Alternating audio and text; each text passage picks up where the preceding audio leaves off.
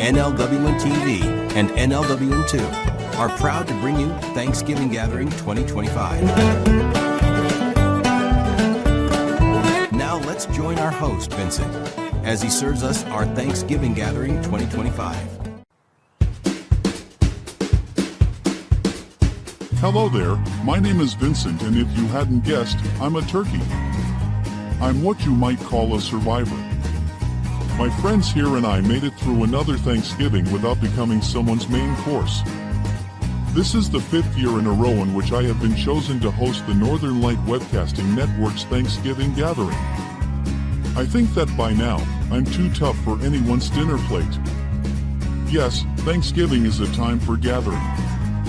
Whether it's gathering a bountiful harvest or gathering friends and family together to celebrate all that we have for which to be thankful.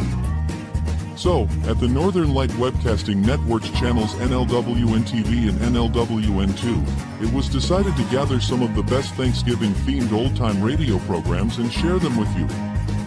We'll visit with everyone's favorite English teacher in an episode of our Miss Brooks, then we'll share some time with George Burns and Gracie Allen in Burns and Allen. Then we'll wrap things up with a trip to the Jot and Down store and see how Thanksgiving goes with Lum and Abner. But first, we'll bring on our first course with the Great Gildersleeve. The Great Gildersleeve is notable in broadcast history as the first example of a character from a popular sitcom spins off on his own program.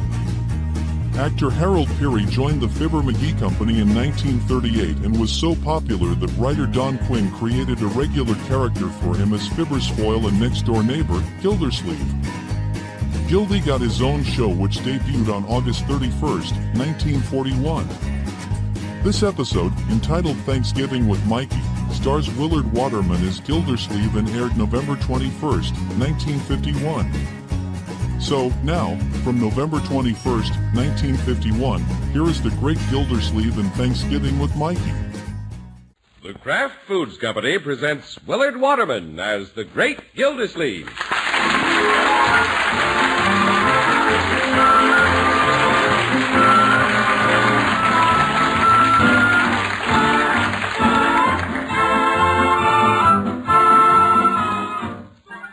The Great Gildersleeve is brought to you, partially transcribed, by the Kraft Foods Company. Kraft, you know, makes Philadelphia brand cream cheese. The cream cheese that's been famous for quality since 1880. Delicious, creamy white Philadelphia brand is so popular, it outsells all other brands of cream cheese combined.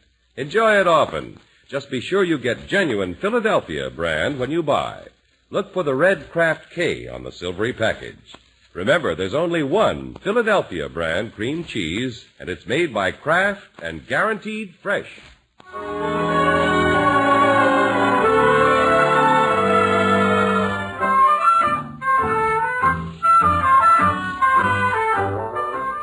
Well, it's the evening before Thanksgiving, and Summerfield, like many other places, is blanketed with snow.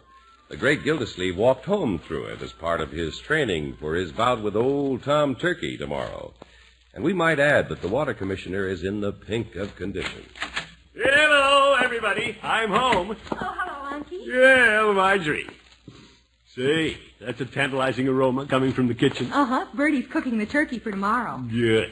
I think I'll go back and take a look at it. Now, Unky, don't start sampling it tonight. No, I won't. That turkey isn't going to get the best of me this time. In fact, I plan to eat light. Light meat.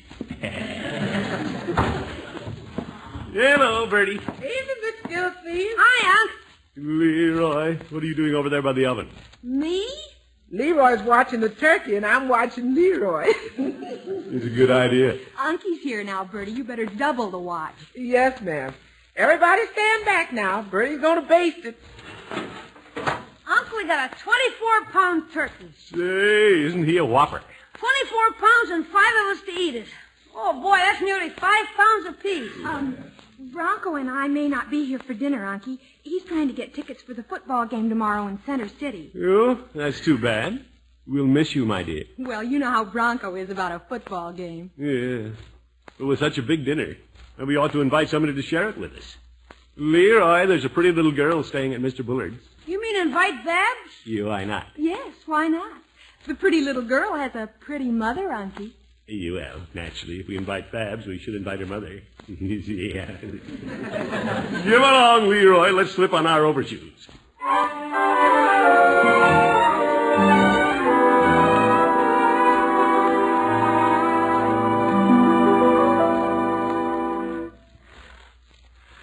Gee, it's keen having snow on Thanksgiving, Unc. Yeah, makes things pretty cozy. Right, George, I'm glad I thought about asking Paula and Babs over. What if Mr. Bullard won't let them come? No, Leroy, Mr. Bullard doesn't boss everything. It's none of his business if his sister wants to spend Thanksgiving with friends. Since when has Mr. Bullard considered you a friend? My boy, it's Thanksgiving. It's the time when we should all be friends. Okay. While you ring your friend's doorbell, I'll cover you with a snowball from behind this tree. Careful, Leroy. You sure make a good target against that porch light, Unc. No, Leroy. Turn sideways and I'll knock the ashes off your cigar.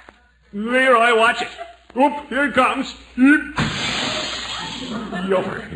Bullard's window. Run for it, Unc! Leroy, you shouldn't run. What's going on out there? Guess I'd better run. What are you kids? Oh, it's you, Gildersleeve. A big fat kid. Hello, Mr. Bullard. Gildersleeve, did you break my window? No, but I'll gladly pay for it. Leroy was aiming at me and missed, but I'll pay for it. If he'll aim again at you and hit, I'll pay for it. Now, Mr. Bullard, I'm sorry it happened. It was an accident. Fortunately, it's just a pane out of the storm window. Gildersleeve, why did you come over in the first place? Well, I came over to see if I couldn't take your sister and little Babs off your hands for Thanksgiving. They're spending the holiday out of town. You are? I didn't know Paula was planning a trip. Should you have been consulted? Well, no, not necessarily. But she might have said goodbye. Now that you mention it, she did leave a message for you. You? What was it? She said goodbye. So, goodbye. You wait a minute. Mr. Bullard. If you don't mind, I'll talk to you through the peephole. It's cold out there. Well, about the broken window. You shouldn't pay for the pain. Gildersleeve, I've been paying for a pane ever since you moved across the street. Even on Thanksgiving, he's a hard man to like.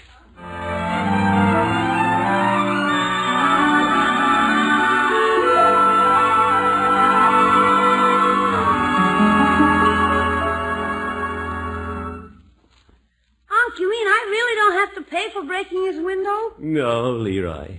You could take it out of my allowance. Say, a nickel a week? Every other week? No, I'll take care of it, my boy. Thanks, Unc. You're swell. I'm going up now and take my bath without even being sent. Good boy. Yeah, I shouldn't have gone over to Bullard's anyway. You'll never set foot on his porch again. Yeah. Guess I will have to go over and pay him. Someday. Yeah, I'll put the money on a stick and poke it through the peephole so he can't bite my hand. Mr. Gildersleeve. Yes, Bertie? Will Mr. Bullard's sister and little Babs be here for dinner tomorrow? No, they're out of town, Bertie. Unless Mr. Bullard has them locked up in the attic. Yes, sir. You fooling, ain't you? Yes, I guess so. Bertie already put their names in the pot. Too bad they can't be here. If Miss Marjorie and Mr. Bronco go to that football game, we're going to have more dinner than we know what to do with. Well, Leroy and I will do our best by it. Oh, I'm counting on you and Leroy to eat double. Well, we're loaded. Of course, a lot of people ain't going to have a big Thanksgiving. Well, true, Bertie. A lot of people's just going to squeak by. We're pretty lucky, Bertie. Yes, sir. I've been thinking about that while I was basting that big turkey, Mr. Gildersleeve. Yes, Bertie? You remember the little boy that wandered in here from the children's home last Halloween? Oh, Mike Smith. That's right. The little lost ghost. Cute kid. Say, I wonder what kind of Thanksgiving dinner he's going to have. Oh, you have a good dinner, but he may not have as much as we've got. Bertie, after church in the morning, why don't I drive over and pick up little Mike? Yes, sir. Now we're lining up a real Thanksgiving. Yeah, come to think of it, Thanksgiving is no good if you don't share it. That's what the Indians did. On the first Thanksgiving, they had a lot of food, and they shared it with the Pilgrims. Well, the Indians have nothing on the water, Commissioner. The little Pilgrim will be the guest of Big Chief Running Water. Yes, sir. I'll get it. Good evening, Judge. Evening, Bertie. Well, Judge, come in. Hello, Gildy. I didn't want to be late for Thanksgiving dinner, so I thought I'd come and spend the night. Well, we'd love to have you, Horace. But you told me you had an engagement. As a matter of fact, I have. So I dropped by to bring a little sweetmeat for your festive board tomorrow. Oh? Here you are, Bertie. Thank you, Judge. What's in this jar? It's cranberry relish that I prepare myself. You make cranberry relish, Judge? Yes, indeed. I didn't know you so handy around the kitchen. Well, Bertie, I spend most of my idle hours on culinary experiments. I'm writing a cookbook. Yover. I think it's nice the judge is so handy in the kitchen. Thank you, Bertie. Yes, sir. The judge is a handy man. He spends his working hours with the law book and his idle hours with the cookbook. That's about it, Bertie. Yes, sir, Mr. Gildersleeve. That's why the judge can come up with cranberry relish. He spends his working hours with the law book and his idle hours with the cookbook. Yeah, I know, Bertie. Mr. Gildersleeve, you know why the judge can come up with cranberry relish? Yes, Bertie. That's right. He spends his working hours with the law book and his idle hours with the cookbook.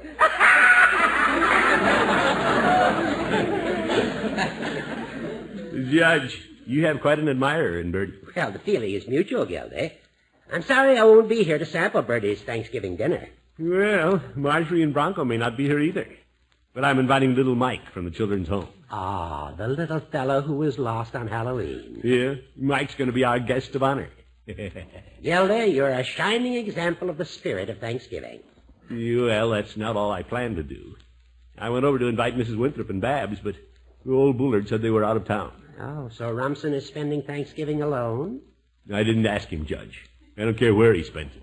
Well, I know Rumson Bullard is difficult at times, but he's a lonely man. I think he wants to be alone. I'm not so sure, Gildy. Perhaps we just don't understand him.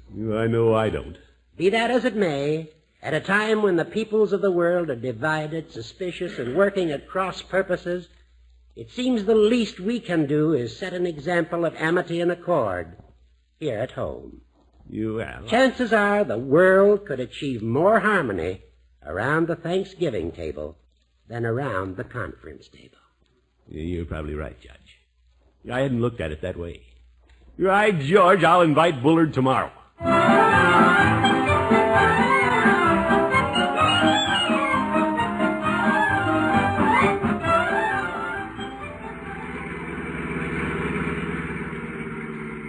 Well, it's nice of you to join us for dinner today, Mike. It's nice of you to invite me, Mr. Gildersleeve. You will have a lot of fun. Yeah, I didn't think to ask Mrs. Foster when I should bring you home. Just take me back when I'm good and full. Yeah, there's plenty to eat, all right. Bertie has a turkey almost as big as you are. I don't know if I can eat that much. Well, I'll help you. You ought to be a big help. I wonder how he meant that. A lot of us kids are going out for dinner today. You're good. Boy, I like Thanksgiving. How many times a year does it come? Well, only once, Mike. But Christmas will be here soon. Yeah, that's when Santa Claus comes. Yeah, I'll bet you get a lot of presents. Yeah, Bobby's even getting a mother and father for Christmas. You? Who's Bobby? He's my friend. Yeah, I see. Well, here we are. Remember this house? This is where you found me when I got lost. That's right. I sure was dopey to get lost. Well, if you had to get lost, we're glad you picked our house. Thank you. Oh, before we go in, Mike, let's go across the street and ask someone else to dinner. Okay. Yeah, I'm going to invite the man who lives in this big house. He's all alone today. With that big house, why is he all alone? Well, Mike, you know how it is. Do I? Well, this man's a little difficult to understand. It seems he hasn't many friends. Why? Well, sometimes he isn't as nice to people as he could be. But we're going to be nice to him. You see, I feel sorry for Mr. Bullard.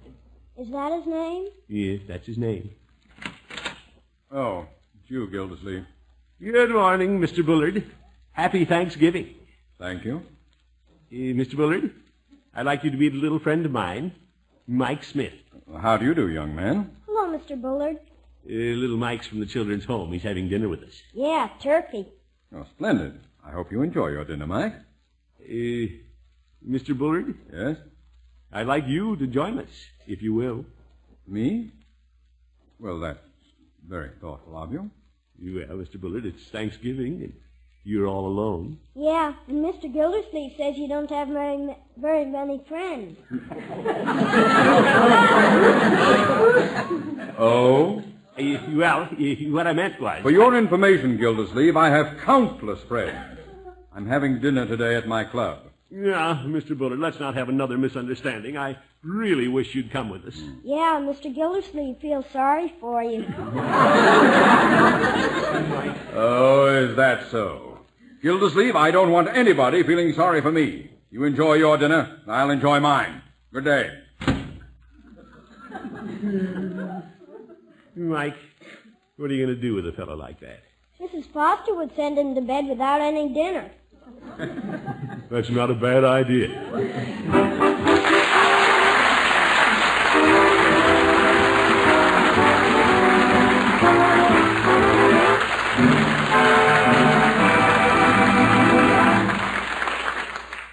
The Great Gildersleeve will be back in just a minute. Want to make luscious, rich frostings and smooth, perfect fudge every time? Fudge and frostings that are bound to be perfect, that need no cooking? You can do it a brand new way, a way you've probably never thought of. You do it with Philadelphia brand cream cheese. That's right. Philadelphia brand cream cheese is the magic ingredient that makes fudge and frosting more delicious, more consistently perfect than ever before. Have a pencil and paper handy, and in just a minute I'll tell you where to write for your free pamphlet with more than 20 easy recipes for making wonderful fudge and frostings with Philadelphia brand cream cheese. Now, maybe you're thinking that fudge and frosting made with cream cheese would have a cheese flavor, but they don't. Wonderful Philadelphia brand cream cheese gives you fudge and frosting with a perfect, delicate, rich taste, because Philadelphia cream cheese is made with fine milk and thick cream. This fudge and frosting has a special freshness, too, because Philadelphia brand cream cheese is guaranteed fresh by Kraft. And Philadelphia brand gives fudge and frosting a truly marvelous texture, never grainy, never too hard, never too soft, but always smooth. Just be sure you use genuine Philadelphia brand cream cheese. Look for the red Kraft K that's on every silvery package of genuine Philadelphia brand. Remember, genuine Philadelphia brand cream cheese is made only by Kraft. Now, to get your free pamphlet with more than 20 easy recipes for Philly fudge and frostings, simply drop a postcard to Kraft Kitchen, Box 6567, Department G, Chicago 77, Illinois. That address again, Kraft Kitchen, Box 6567, Department G, Chicago 77, Illinois. Write tonight.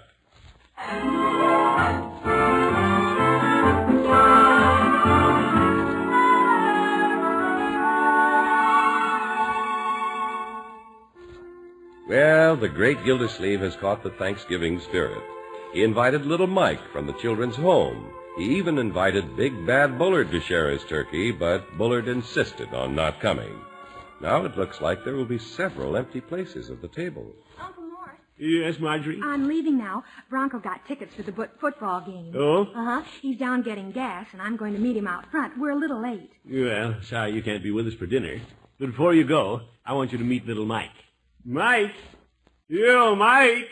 He's in here with me, testing the turkey, Mr. Gildersleeve. You don't spoil his dinner, Bertie. No, sir. You better send him in.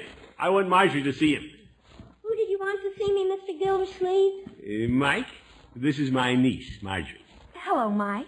Hello. What's a niece? Well, in this case, she's somebody I'm uncle to. Are you here for dinner, too?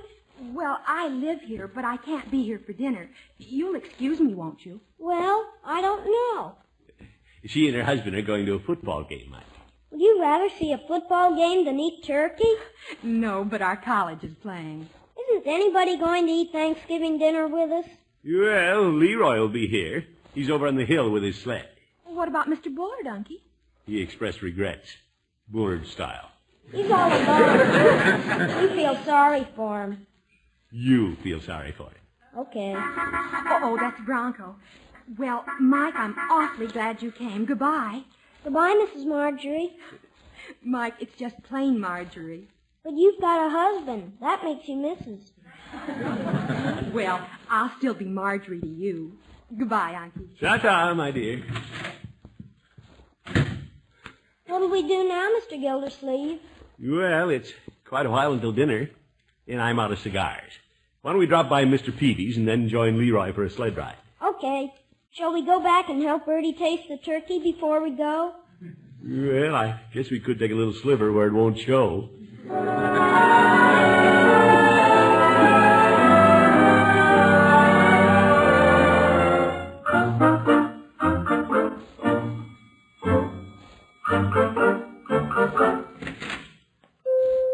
Hello, Peavy. Hello, Mr. Gildersleeve.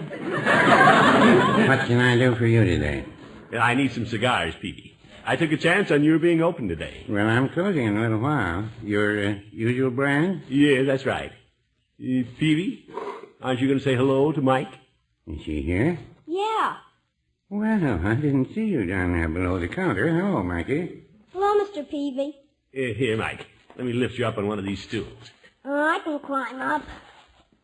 He's having Thanksgiving dinner with us, Peavy. Oh, you don't say. You care to have a soda on the house, Mike? No, I guess it'd spoil your dinner. Huh? He didn't give me a chance to answer. Yeah, you better save up. We have a big dinner to take care of. There aren't many people eating with Mr. Gildersleeve and me. Well, Marjorie and Bronco are going to the game over in Center City, Peavy. Well, if it was 40 years ago, I'd go out there and sit in the snow myself. Mr. Gildersleeve, can I whisper something? Well, excuse us, Peavy. Yeah, well. What is it? Why don't we ask Mr. Peavy over for dinner? That's a nice thought. I'm sure his dinner's all planned, but why don't you ask him? Okay. Mr. Peavy? Oh, am I included now? Yes. Would you like to come over and help us eat our turkey? Well, I'll be eating at home, Mike, but thank you just the same. That's all right. I thought you might be lonesome. Mike, Mr. Peavy has a wife at home. He doesn't get lonesome. Well, no, I wouldn't say that. Last Thanksgiving, I would have taken you up on the invitation. Oh? Just happened that I was alone.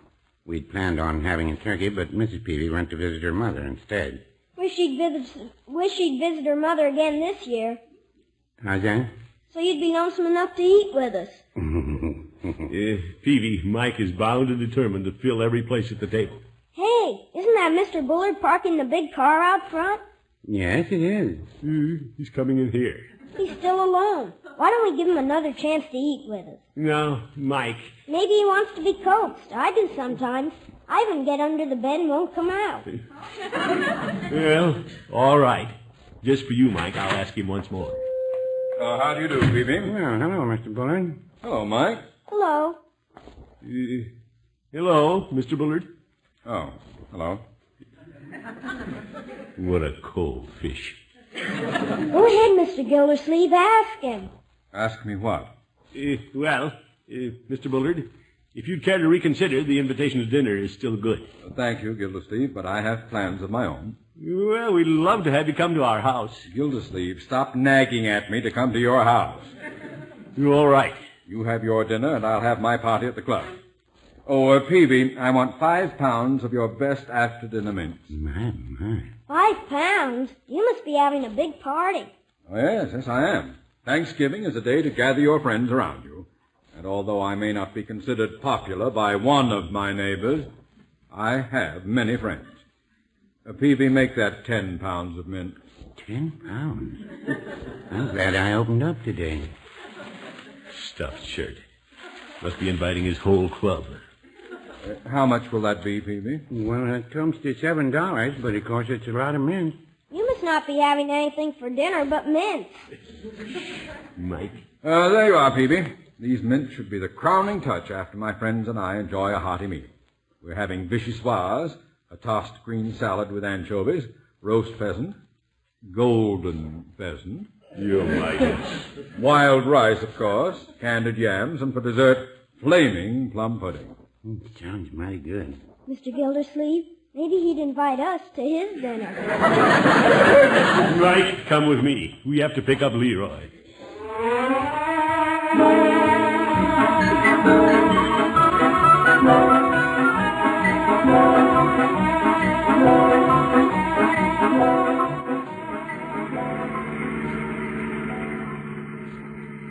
Thanks for picking me up, Unc. Well, it'll soon be time for turkey. Boy, did I work up an appetite sliding on the hill. I'm hungry, too. Me too. 3 of us will have a fine time. Isn't Mr. Bullard coming? No, Bullard's invited a lot of people out to his club for a fancy dinner. Vichyssoise. Leroy, it was nice of you to take me down on the hill on your sled. Oh, that's okay. Forget it. I like you, Leroy. You do? Why? I don't know. I guess it's like Mrs. Foster says. She says little boys always want to be like big boys. Well, I am getting pretty big, I guess. Mike, someday you'll be as big as Leroy. I don't know if I'll ever get that big. You know, Mike, I sort of like you, too. Thank you. Hey, we're coming close to where I live. Yeah, that's your home, my boy. Hey, Unc, stop the car. Why, Leroy? Just stop the car. Well, you all right? Why are we stopping here? I haven't had dinner yet. Yes, Leroy, why are we stopping? Unc, could we get some more little kids like Mike and take them home to dinner? Leroy, that's a wonderful idea. Oh, boy. Leroy, can I go in and see who's there? Sure. Can't he, Unc? You bet. Run on in, Mike, and round up a carful. We'll wait. Oh, boy, I've been wanting to invite somebody. What a fine little fellow. Yeah, he's okay. And Leroy, Yeah? there's another fine fellow sitting right next to me. Oh, heck. Gosh. Gee, Unc, that's the way to have Thanksgiving. Yes, sir. Invite people to dinner who'll appreciate it. To heck with Bullard. Let him have his big dinner with all his fine friends. Hey, Mr. Gildersleeve, Leroy. Yeah, I didn't expect you back so soon, Mike. Where are all the kids, Mike? They've all gone out. They have? But do you know who's sitting in there with no place to go? Who? Mr. Bullard. Mr. Bullard. Come on out, Mr. Bullard. They know you're in there. Well, what do you know? Imagine that. Hello, Mr. Bullard. Oh, hello, Gildersleeve. Leroy. Hi. Mr. Bullard, you're the last man I expected to see here. Oh, well, I thought I'd come over and take some of the children to dinner. You're not the only one who can entertain friends. And, well, good day. I think I'll take my mints and go home. You, wait a minute. Mr. Bullard. Yes? I thought you were going to have a big party at your club. Well, I intended to, Gildersleeve, but a lot of pushy people like you have taken all the children. Well, we didn't get our share. There's room for one more. You mean... Yeah, how many times do we have to ask you? Well... Come on, Mr. Bullard. I'll get in the back seat with you. All right. Thank you, Leroy. Thank you. Right, George Bullard, this is a fine idea. I'm so glad you're going to be with us. Thank you, Gildersleeve. Don't cry, Mr. Bullard. You have more friends than you thought you had. Yes, sir. There's something about Thanksgiving.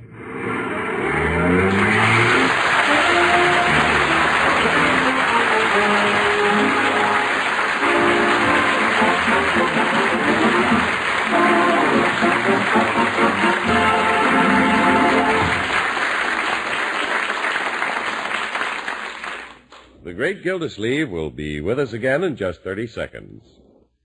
Have you tasted the 2 delicious new versions of Philadelphia brand cream cheese? Now you can get delicately rich Philadelphia cream cheese filled with spicy bits of chives, and Philadelphia cream cheese with pieces of red pimento all through. Imagine the delicious variety of easy snacks and sandwiches you can make with these 2 new kinds of Philadelphia brand cream cheese. Try them tomorrow. Just be sure you get genuine Philadelphia brand cream cheese. Remember, there's only one Philadelphia brand, and it's made and guaranteed fresh by Kraft.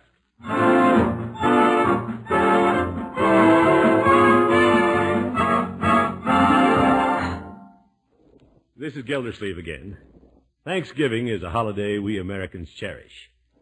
It's a part of our national tradition. And more than that, it shows how our way of life in this country has always been linked so closely with religion.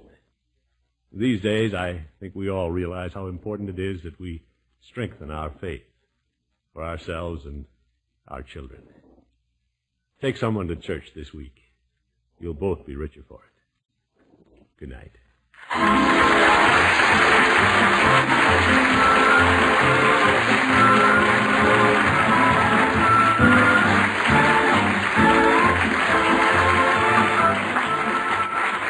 Gildersleeve is played by Willard Waterman.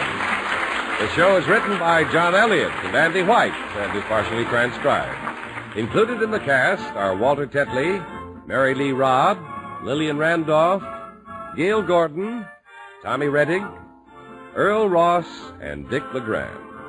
This is John Heaston saying goodnight for the Kraft Foods Company, makers of those famous Kraft quality food products.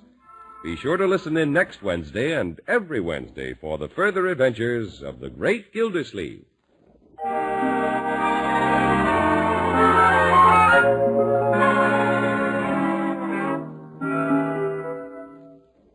In a sandwich, what do you like best? Say in a cold beef sandwich, a cheese sandwich, egg salad, salami, what do you like best? Well, if you've ever tried it, I bet you'll say Kraft's Prepared Mustard. Because when you add a little Kraft mustard, you add a lot of tang. In fact, there are two kinds of Kraft mustard. Salad mustard, mild and delicately spiced, and Kraft mustard with snappy horseradish added. Have both kinds on hand. And remember, the next time you make a sandwich, when you add a little mustard, you add a lot of tang. Buy Kraft's Prepared Mustard.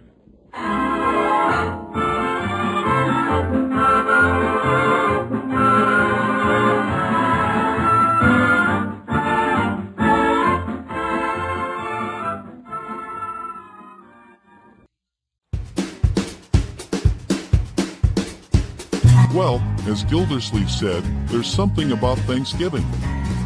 It sure looks like they all found something to be thankful for and what Thanksgiving is all about. Coming up next, we'll get a lesson from our favorite English teacher, our Miss Brooks, right after this message from the Northern Light Webcasting Network.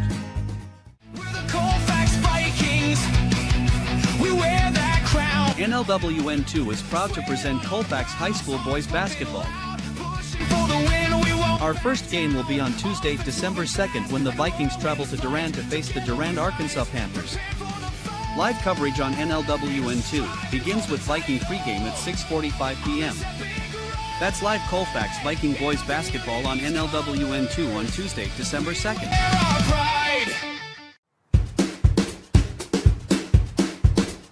Welcome back to our Thanksgiving gathering for 2025 on NLWN-TV and NLWN-2. Our second serving of old-time radio today comes from our Miss Brooks and an episode entitled Turkey Weekend. Our Miss Brooks is an American sitcom starring Eve Arden as a sardonic high school English teacher. It began as a radio show broadcast on CBS from 1948 to 1957. When the show was adapted to television in 1952, it became one of the medium's earliest hits.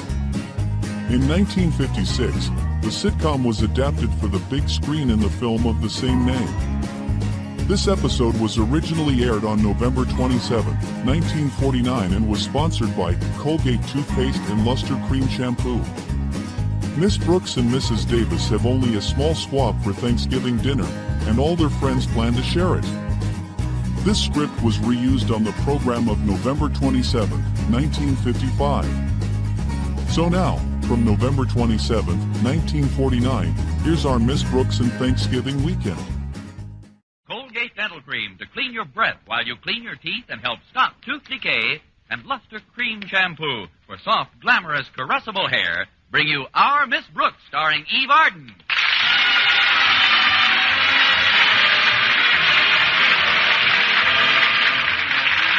It's time once again for another comedy episode of Our Miss Brooks, written by Al Lewis. Well, last Thursday was Thanksgiving Day, and most of us realized that we had quite a bit to be thankful for. Even our Miss Brooks, who teaches English at Madison High School. Yes, the holiday means a lot to me. First, it gives me an opportunity to relax and count my lack of blessings. And second, it offers a chance to catch up on several days' brooding. But this Thanksgiving was different. I knew it was going to be when I joined my landlady at breakfast last Wednesday morning. Good morning, Mrs. Davis. Did you have a nice night? Wonderful, Connie. I didn't sleep a wink. That sounds like fun. I was planning my menu for tomorrow. It's Thanksgiving, you know, and I wanted something special for Minerva and me. Minerva? Oh, there you are, you cute little kitten. Where is she, Connie? Taking my stocking off with her cute little paws. Stop it, Minerva. Now get away from my stocking.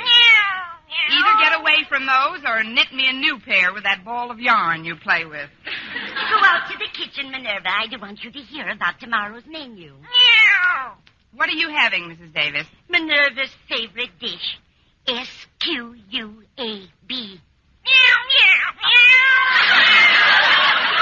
It doesn't do a bit of good to spell things out anymore. I guess she's too old for that. Please go into the kitchen, Minerva. There's some milk out there. Right under the SINK. Don't tell me she slammed the door behind her.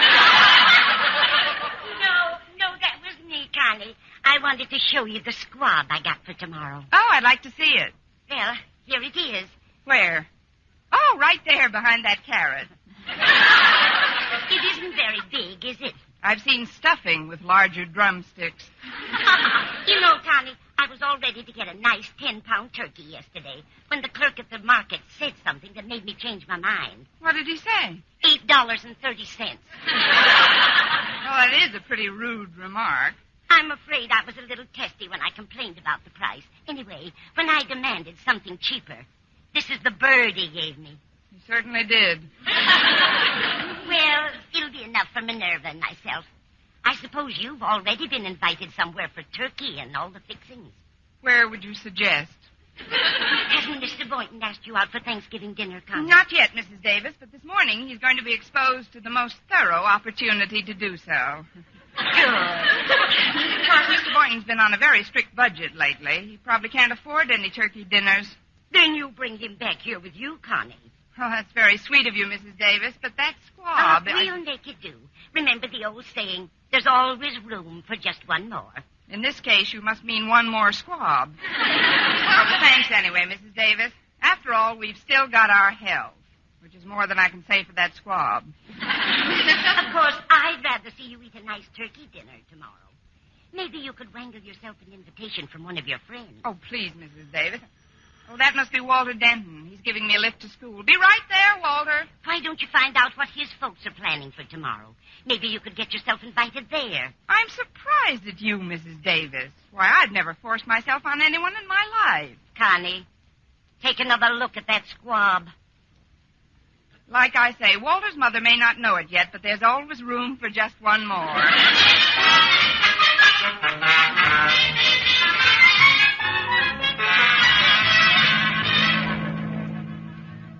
Oh, it certainly is nice weather for Thanksgiving, isn't it, Walter? It's more than nice, Miss Brooks. This air is absolutely succulent. It's downright savory and delicious. One more crack like that, and I'll be gnawing on the steering wheel.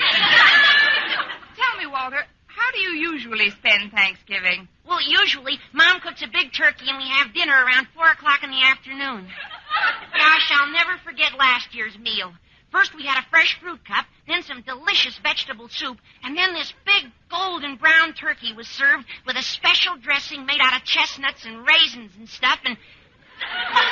You want to hear the rest of it, Miss Brooks? Certainly. Just pass me a blotter and keep talking. Well, I don't remember all the dishes, but the hot mince pie was really tops. And my mom is just about the best cook in this town. And like most good cooks, she probably prepares more food than she really needs. Oh, sure. Out of last year's turkey, the whole family had turkey, turkey giblets, turkey sandwiches, and turkey hash. That's because you didn't invite enough guests over for Thanksgiving dinner. You know, Walter, I've often thought that people who are so close to each other all year round should somehow manage to spend their holidays together as well. What kind of people are you talking about, Miss Brooks? Well, school teachers and students, for example. Who needs teachers on a holiday? I mean, most teachers you get enough of during school hours, if present company accepted, of course. Oh, you're a lot different, Miss Brooks. I know, I'm hungrier. Look, Walter, about spending Thanksgiving together, if you're planning to be with your folks... Oh, but I'm not, Miss Brooks. Now, my mother and Dad are going out of town for the weekend. It's my Dad's first vacation in 2 years. How come you're not leaving town with them? It's my Dad's first vacation in 2 years. Oh, he loves me, but he thinks I'm a little wearing in spots. So I'm staying over at Stretch Snodgrass's house until next week. Oh, I see. Then you'll have Thanksgiving dinner with Mr. and Mrs. Snodgrass. No, ma'am, they're going away with my folks. They're good friends, you know, just like Stretch and me. But, Miss Brooks, I think your idea about spending Thanksgiving together is swell. You do? Sure. Now, why don't you and Stretch and me have dinner tomorrow? Dinner? Well, that might be very nice, Walter. Oh, great. Then Stretch and I will be over to your place at 3 o'clock sharp. My place? Well, yeah. That is, if you still want us. I wouldn't be without you. But, Walter, Mrs. Davis did the shopping yesterday, and there just weren't any good-sized turkeys left that she could afford. So what she bought was a very Oh, what she small... bought isn't important, Miss Brooks. What counts is spending Thanksgiving with people who mean something to you. Gee, the Pilgrim certainly had it all over us modern characters. When a pilgrim wanted to celebrate the holiday, he just picked up his musket and shot himself a turkey. At the current prices, Walter, the only way I'll have a turkey tomorrow is if I pick up a musket and shoot myself a butcher.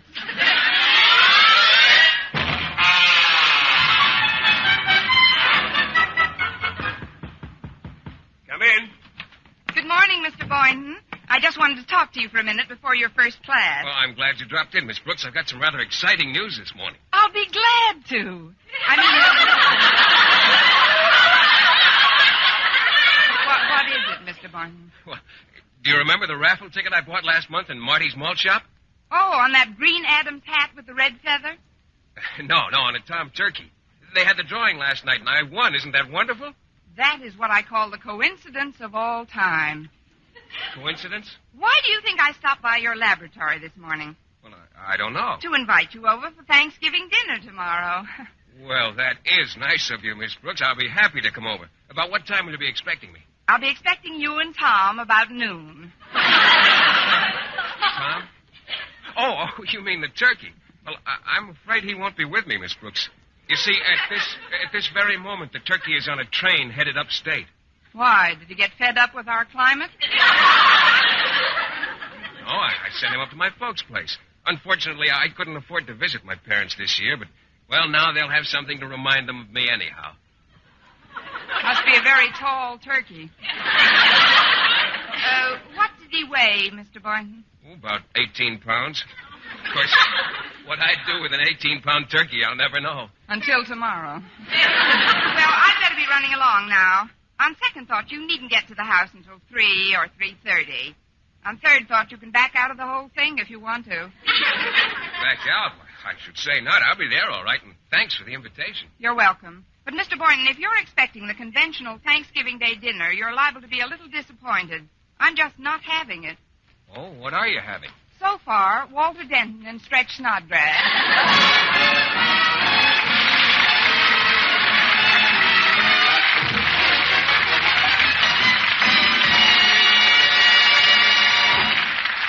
Our Miss Brooks, starring Eve Arden, will continue in just a moment. But first, here is Vern Smith. Now, proof that brushing teeth right after eating with Colgate Dental Cream helps stop tooth decay before it starts. Continuous research, hundreds of case histories, makes this the most conclusive proof in all dentifrice research on tooth decay. Eminent dental authorities supervised hundreds of college men and women for over 2 years. One group always brushed their teeth with Colgates right after eating. The other followed their usual dental care. The group using Colgate Dental Cream as directed, using Colgates exclusively, showed a startling reduction in average number of cavities, far less tooth decay. The other group developed new cavities at a much higher rate. No other dentifrice offers proof of these results. Modern research shows decay is caused by mouth acids, which are at their worst right after eating. Brushing teeth with Colgates as directed helps remove acids before they harm enamel. Yes, Colgates contains all the necessary ingredients, including an exclusive patented ingredient for effective daily dental care. So remember, always use Colgate Dental Cream to clean your breath while you clean your teeth and help stop tooth decay.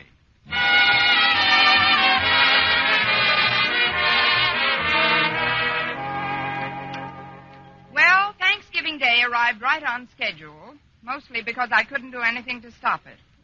After breakfast, I headed straight for the kitchen. There, I took a good look at Mrs. Davis's squab. Then I took an aspirin. Then I gave the squab an aspirin. Then I decided to make Mrs. Davis a full partner in my panic. Oh, this is terrible, Mrs. Davis. We can't possibly serve 5 people with this amount of food. Calm down, Connie. We'll make out some way. I've got cans of salmon in the house, and some cheese and crackers and tidbits of one sort or another. But one doesn't serve tidbits for Thanksgiving dinner. Oh, I wish that bird looked bigger. Did you stuff him again since we last discussed it? I've stuffed him 5 times since then, Connie.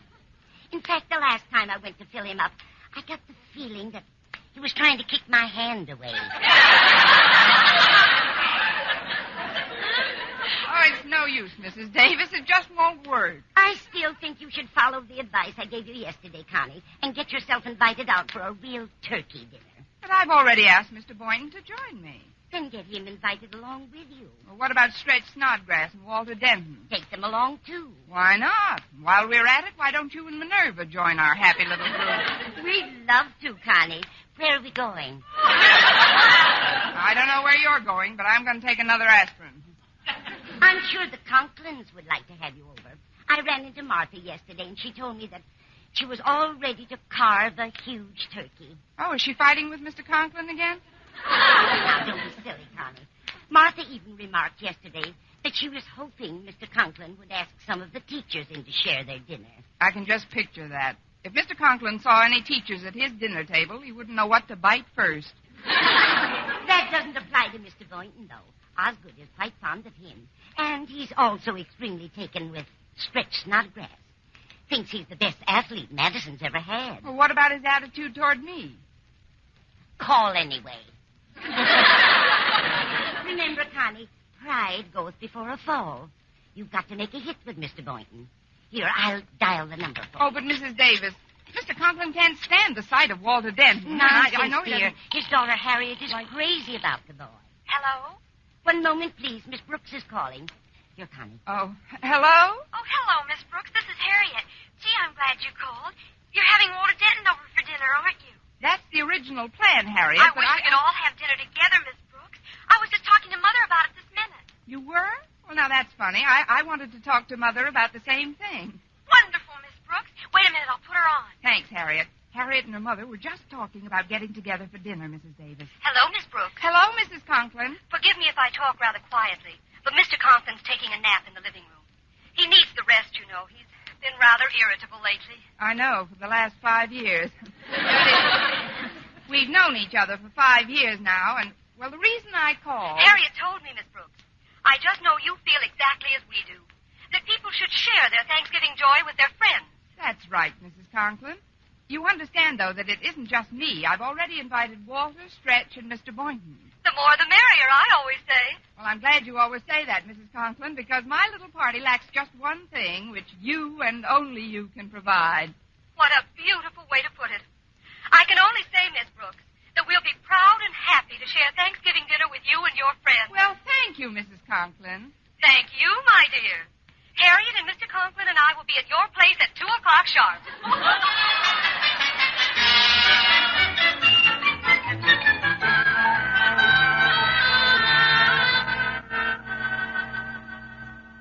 It's almost 1, Mother. Don't you think we should wake Daddy? In a minute, Harriet.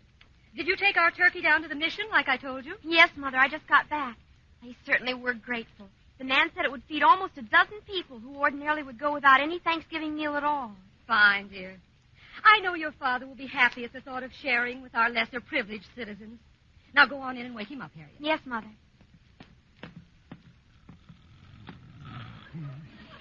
Daddy? Pass some more white meat, please. It's time to get up, Daddy. What? What's the matter? Oh, it's you, child. What time is it? 1 o'clock. How do you feel after your nap? Fine, Harriet, just fine. Except for one thing. What's that? I could eat my weight in wildcats. Martha! Oh, Martha! Yes, dear? What is it? Let's not wait till 2 o'clock for dinner. I'd like to eat right now. Oh, but Osgood, I saw that turkey in the oven when it was finished this morning, Martha, and I just can't get it out of my mind. Oh, it sure smells good, too. You must have a pretty long smeller, dear. We gave our turkey to the folks who run the mission. We're going out for dinner. Oh, but I don't want to go out. I want to eat in my robe and slippers and... You gave our turkey to whom? The mission, dear. It's like a municipal shelter, you know. The man said our turkey would feed almost a dozen underprivileged citizens. Oh, he did. Well, teachers are underprivileged citizens, too. But I don't give them my Thanksgiving dinner. Now, calm down, Osgood. This is no day for your high blood pressure to get out of hand. We're going over to Margaret Davis' place to have dinner with Miss Brooks and some of her friends. Miss Brooks, who needs teachers on a holiday? Daddy, Mrs. Davis is a very exotic cook. I'm sure she'll have some wonderful dishes prepared for you. But I don't want Mrs. Davis's dishes. I want turkey. Turkey! Turkey! Of course, dear. Now, everyone buys too much for Thanksgiving dinner. Otherwise, we'd have brought our turkey over to Miss Brooks. But as it is, think of the joy you're sharing with the people at the mission, Osgood. Joy my foot. The food at Miss Brooks' place had better be good today. Good. It had better be great!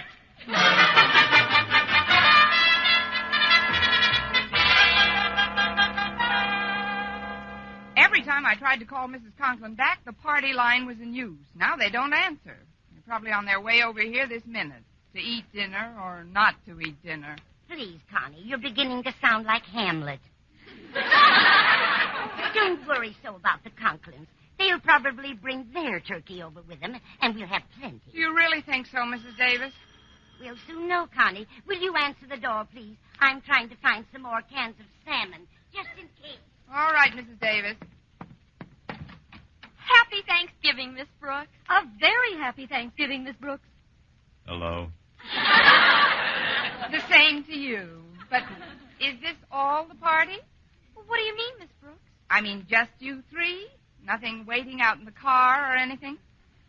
Well, we were going to bring our turkey along, but we know what a well-stocked larder you folks must have, so we donated it to the mission. The mission? One of my favorite charities. There's no joy like sharing. May we come in now and start sharing yours? Of course, Mr. Conklin. If you'll just sit here in the living room, I'll go back to the kitchen and tell Mrs. Davis you're here. Oh, Harriet and I will go back and help out, Miss Brooks. You've done enough for one day. Why, I'll bet you worked like a beaver this morning. Gnawed through 6 fingernails. Oh, I didn't do too much, no. Come on, Mother. I'll fix the salad dressing that new way you showed me. All right, dear. And I'll tell Mrs. Davis about the new things we've been doing with parsley. Never mind the side dishes. Let's just get that turkey to the table pronto. Huh? You chat with Miss Brooks, dear. We'll just be a little while. We'll make it snappy. I could eat my weight in wildcats, Miss Brooks. If they come in cans, you may get the chance. I mean, we'll be sitting down as soon as the others arrive, Mr. Conklin. Oh, yes, I forgot. You're having some of your friends in. I hope that lame-brained dunce, Walter Denton, isn't expected. Want some popcorn, Mr. Conklin? Or potato chips? No, thanks. Who's coming to this dinner, Miss Brooks? Well, Mr. Boynton, for one. Oh, nice chap, Boynton. Far less irritating than many of his contemporaries. What's the trouble, Mr. Conklin? I'm not a well man. I've had some very strange symptoms lately. What kind of symptoms? Well, every so often I get sudden, blinding flashes of appetite. Oh, well, that's because you're under such a strain, Mr. Conklin. You see, under great emotional tension, many people experience sudden and uncontrollable appetites. It's psychosomatic to some extent. Really? Now, perhaps you'd like me to stretch out on the couch and tell me how, at the age of 3, I was convinced that my younger brother was a cocker spaniel. Yours, too? I was only trying to help, Mr. Conklin. I had an aunt who suffered just like you do. I remember one time my uncle caught his nose in the piano bench. And he ran right down to the corner and bought herself a pickle. A pickle? It satisfied her nervous craving. When she stayed with us, we always had to keep a big supply of food on hand. Big juicy steaks, chops, chicken, ducks, cold cuts, potato salad. Please, Miss Brooks. I want my dinner. But, Mr. Conklin, the others aren't... It's open. Come on in. Hello, Miss Brooks. Oh, Mr. Conklin, say, this is a surprise. Hello, Boynton. Can we sit down now, Miss Brooks? Not quite yet. Pull up a chair, Mr. Boynton. Thanks. Well, how does the turkey look? Did you get a nice-sized bird? Well, to be honest, Mr. Boynton, our turkey may not be such a big bird, but I'm sure the party is going to be a very big turkey. Oh, I almost forgot. There are some salted peanuts in this dish, Mr. Conklin. One would almost think you were trying to destroy my appetite. But nothing can do that, Miss Brooks. Absolutely nothing. Well, the door was open, so I just breezed on in. Hi, Miss Brooks. Here comes nothing now. Huh? Oh, hi, Mr. Boynton and Mr. Conklin. Hello, gentlemen. Miss Brooks, I've got some bad news for you. You'll have to get in line, Walter. What is it? Well, Stretch's aunt and uncle insisted that he have dinner with them today, so he can't possibly be here in time to eat with us. Isn't that awful? I'm absolutely devastated. Me too. Gosh, Miss Brooks, what'll we do with all the extra food that's left over? We'll eat it. At last! Come on! May I escort you to the dining room, Miss Brooks? It won't be necessary, Mr. Boynton. I'll just follow Leo the lion.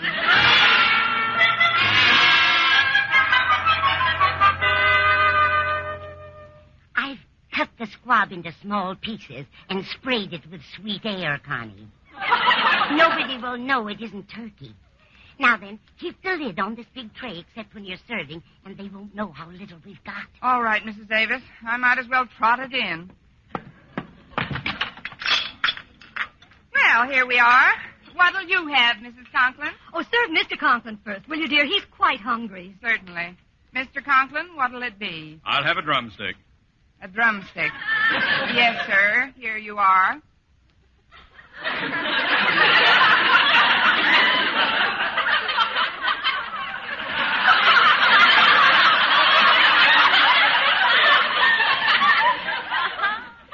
Where I are.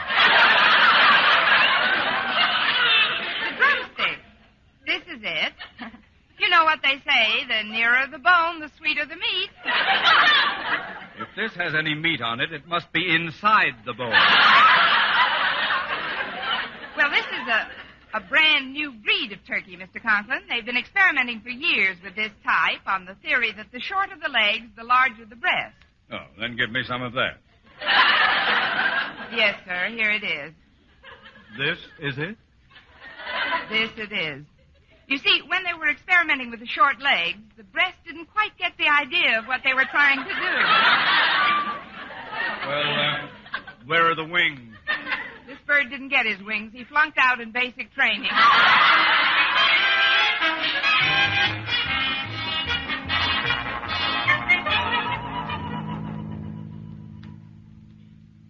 I thought we'd never get out of that place.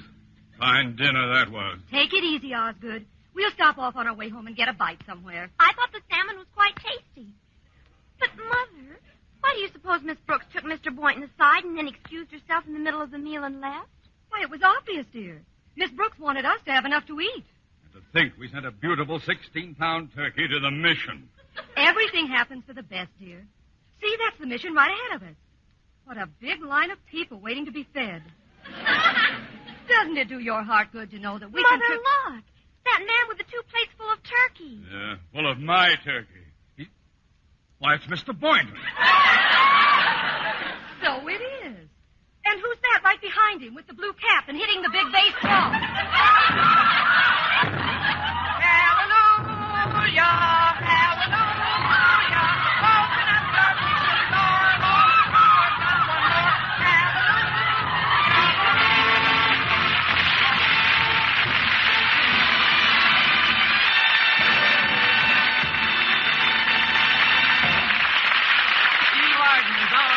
Return in just a moment, but first, dream girl, beautiful luster cream girl. Tonight? Yes, tonight. Show him how much lovelier your hair can look after a Luster Cream shampoo. Luster Cream, world's finest shampoo.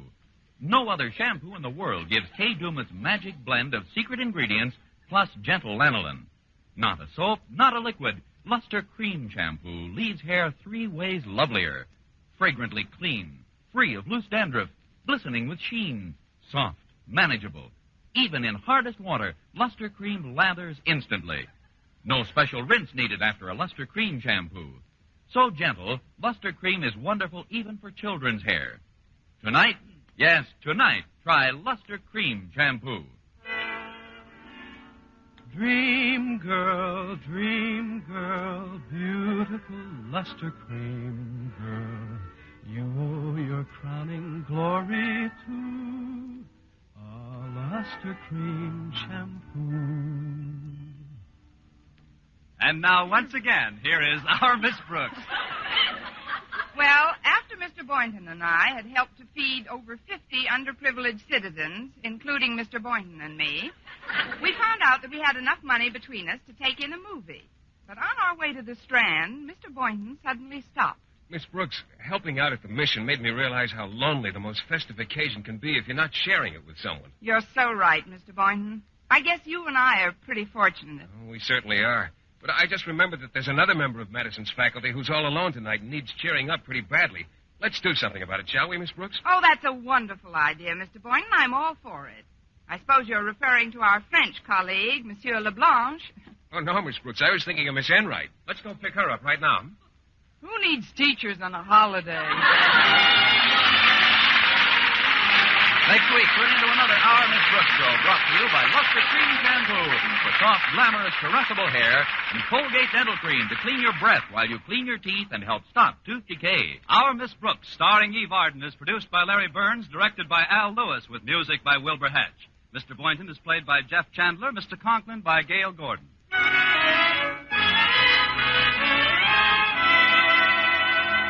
Here's good shaving news. 3 men out of every 4 can get more comfortable, actually smoother shaves with Palmolive brushless shaving cream. This is not just a claim. Here's the proof. 1,297 men tried the Palmolive brushless way to shave described on the tube. And no matter how they shaved before, 3 men out of every 4 got more comfortable, actually smoother shaves. Try Palmolive brushless yourself. See if you don't get more comfortable, actually smoother shaves the proved Palmolive brushless way. For mystery liberally sprinkled with laughs, listen to Mr. and Mrs. North.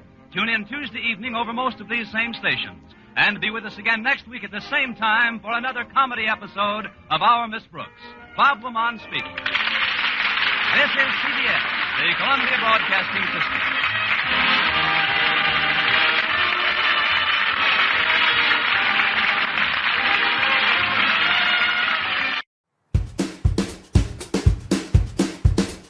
So, Connie and Mr. Boynton decided that the squab just wouldn't go far enough to feed everyone, so they went to the mission to feed the hungry for Thanksgiving. It didn't hurt that they got a Thanksgiving dinner as well. Our next course in our Thanksgiving gathering is a visit with George Burns and Gracie Allen. That's coming up right after this message from the Northern Light Webcasting Network. Vikings rise! NLWN-TV is excited to bring you Colfax High School girls basketball. Our next game will be on Saturday, December 6th, when the Vikings will travel to the University of Wisconsin-Eau Claire to take on the Regis Ramblers. Live coverage on NLWN-TV begins with Viking pregame at 8:15 p.m. That's live Colfax Viking girls basketball on NLWN-TV on Saturday, December 6th. We'll conquer it all!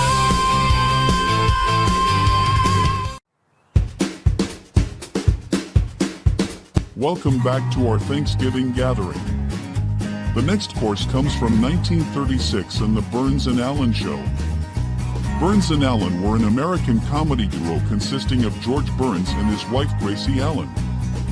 They worked together as a successful comedy team that entertained vaudeville, film, radio, and television audiences for over 40 years. Burns played the straight man and Allen played a silly, addle-headed woman whose convoluted logic Burns was often ill-equipped to challenge. Their 30-minute radio show debuted in September 1934 as The Adventures of Gracie, whose title changed to The Burns and Allen Show in 1936. The series ran, moving back and forth between NBC and CBS until May 1950. In this episode, Landing of the Indians at Plymouth Rock, we find a playful and slightly exaggerated reenactment of early American history with Gracie just running circles around the facts.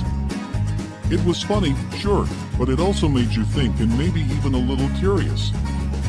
So now, from November 25th 1936, here are Burns and Allen in Landing of the Indians at Plymouth Rock.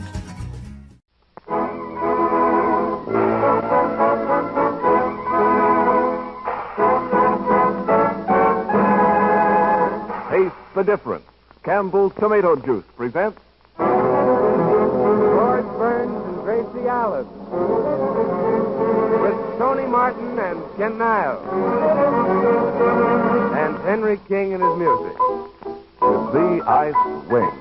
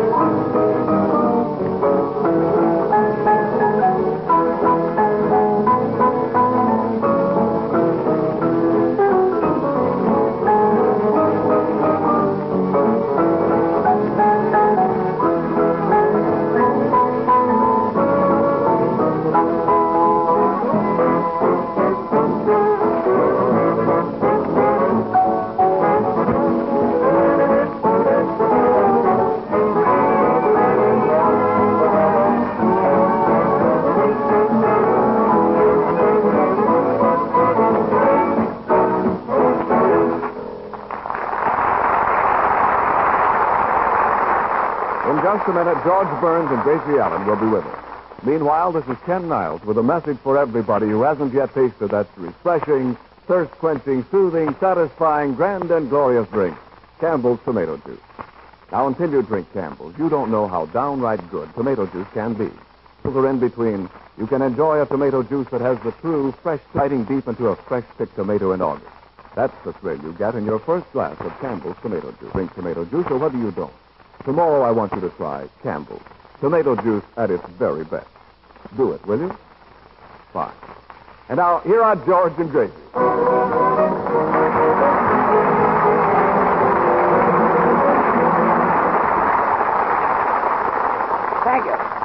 Thank you very much. Hello, boys. Hello. Well, Gracie, say hello to everybody. Hello. Oh, am I excited? I'm getting married. Woo! Married? Is that so? Yeah. He called me up on the telephone and he said, He said, he said, honey, will you marry me? Yes. And I said, will I marry you? I've been waiting for this for years. I should say I will marry you. Isn't that wonderful? I've never been so excited. Gracie, who is he? I said, who is he? Yeah, I don't know. You don't know? No, he hung up. He hung up? Yeah, well, maybe he wanted to be the first one to tell us about the good news, huh? Wouldn't be a bit surprised. Whimsical, jealous, huh, Jimsy? Gracie, I was just saying to that Jimmy Newell isn't with us anymore. What? Yes, he's making a picture and was called away on location, so we had to leave this program. Jimmy Newell isn't on this program anymore. No. Why, that's like taking the cream out of your coffee. I know. It's like taking the spark plug out of your automobile. Yeah, but... Well, that's like taking my uncle out of jail. Yes. That's like... Quiet. I'd like to introduce our new singer. Why, that's Quiet. Ladies and gentlemen, it gives me great pleasure to introduce a young fellow that everybody is talking about. He's been a big success in his first few pictures with 20th Century Fox. And I'm young, he's handsome. Just a minute. And he has a grand voice. I want you to meet Tony Martin.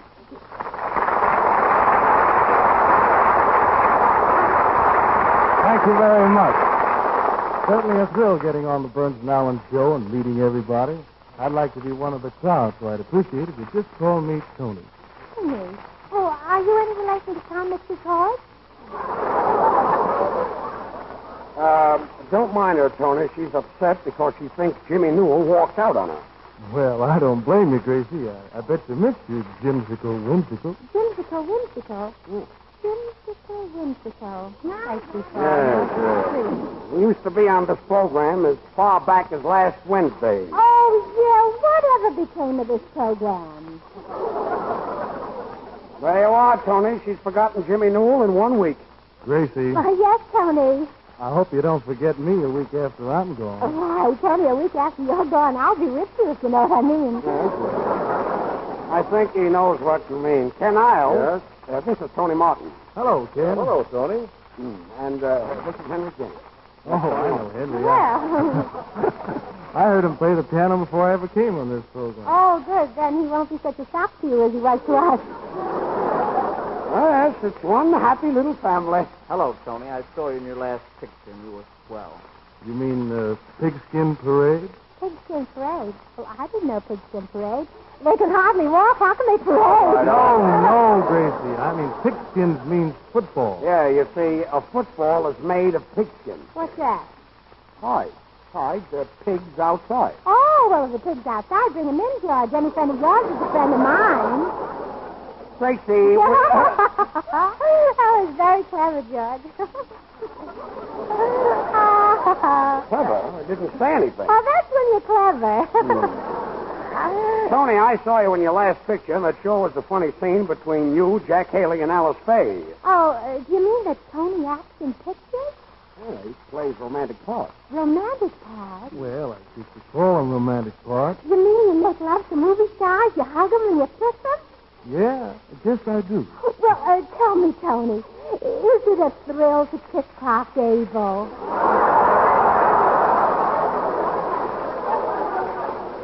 Gracie, Tony Martin is a man. Well, so is Clark Gable. Did you ever hear of two men kissing? My daddy and my uncle?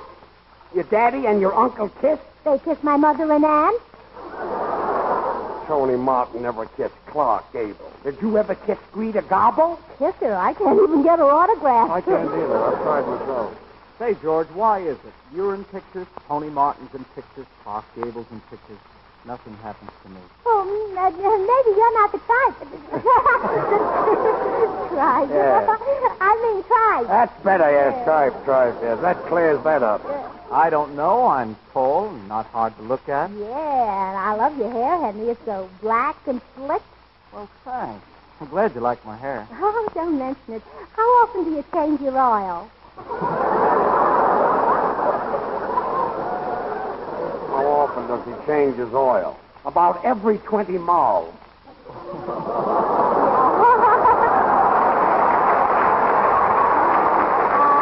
Oh, please, Judge. Tony, as long as you're the romantic type, the radio audience won't judge you by your singing, you know. They'll judge you by your kissing. It's coming. And Tony, I can tell by one kiss just what type of program a man should be on. Well, Gracie, this is my first show, and I'm a little bit nervous. Well, all right, Tony. Then I'll start with the other boys. But I'm going to save the best thing for last. So, Henderson, you're first. That's an idea, yeah. First, eh? Well, okay, Gracie.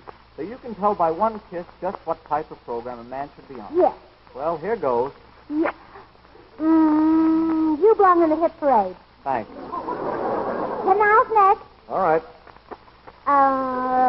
You belong on the Campbell's Tomato Juice program on a kind of I Can Taste the Difference.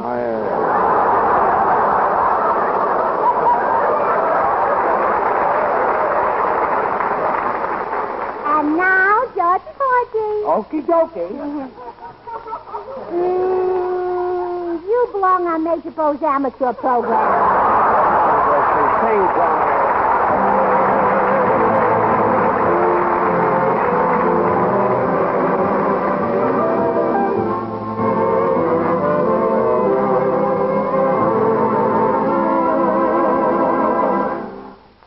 I never cared to share my devotion. Love never touched my heart. I knew nothing of the thrill in store. I never dared to show my emotion. Now I'm about to start. Honey, I have never felt this way before. There's something in the that warns me to beware tonight. There's something in the air.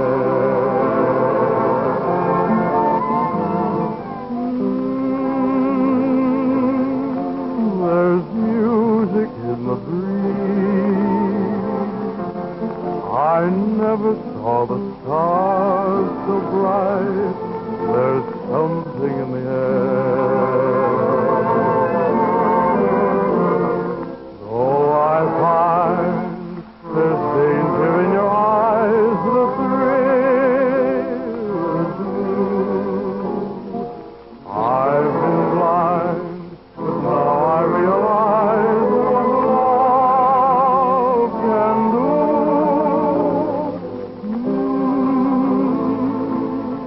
I feel it everywhere. So whisper you'll be mine tonight. There's something in the air.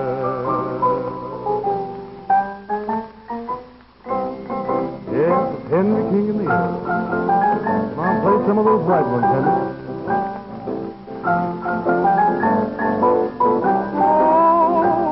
There's something in the air.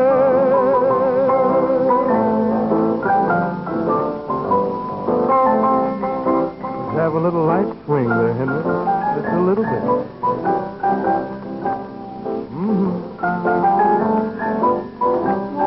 Oh, there's something in the air.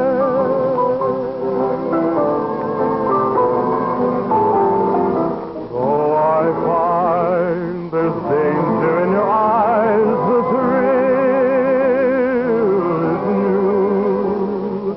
I've been blind, but now I realize what love can do.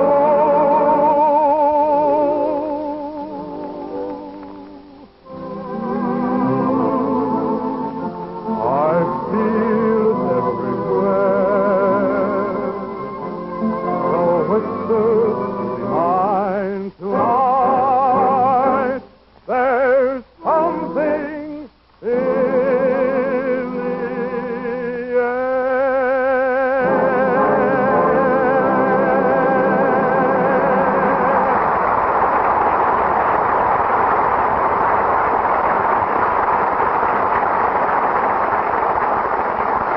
Well, that was very nice. Yes, sir, that was Tony Martin singing There's Something in the Air from Banjo on My Knee. Yeah, Tony, and you were simply grand. What did I tell you, Tony? Didn't I tell you there was nothing to be nervous about? Well, Tony, we're glad to have you on this program, and it's all right with me if you haven't kissed Clark Gable. Oh, sure. George isn't jealous. Thanks. Now, Tony, if you wanted to kiss me, I guess there'd be nothing I could do about it. Well, you could holler for help. But Tony doesn't look like that kind of a man. You mean I'm not the kind of a man who would try to kiss you? Well, no, I mean you're not the kind of a man who would need any help. Well, Tony Martin has no idea of trying to kiss you. Now, please, George. Tony Martin knows what his ideas are, I hope. I don't know what his ideas are, but I want to set you right on one thing. If you ever kiss me, I'll be dead. That's what I'm afraid of. That's a nice compliment. No, Gracie, you don't have to worry about Tony Martin forcing his attentions on you. Yeah, that's right. Jimmy Newell was on this program for 6 months, and he never bothered you. No, Jimmy Newell never grabbed you in his arms, or never hugged you, or kissed you. I know he didn't. And why do you think he isn't on this program anymore, Tony? Well, anything is liable to happen. Said it. Now comes the surprise. You mean I'm fired? No. Tomorrow is Thanksgiving Day. Well, that's no surprise. Everybody knows that. Yeah, but I know it, too. That's the surprise. That's not only a surprise, that's amazing. So, in honor of Tony Martin and in honor of Thanksgiving, I'm going to dramatize one of my great events in history. I've written a special play about the Pilgrims called The Landing of the Indians. You mean the landing of the Pilgrims? No, the landing of the Indians, on account of when the Pilgrims landed on Plymouth Rock, the Indians landed on the Pilgrims. And this is in honor of Tony Martin and Thanksgiving. Yeah, they're my very favorite holidays. Mine, too. Now, George, you play the part of Captain Burns, skipper of the Mayflower. And I'm your good wife, olive oil. I see. I'm Captain Burns, and you're my good wife, Olive Oil. Yeah, on account of because olive oil is good for burns.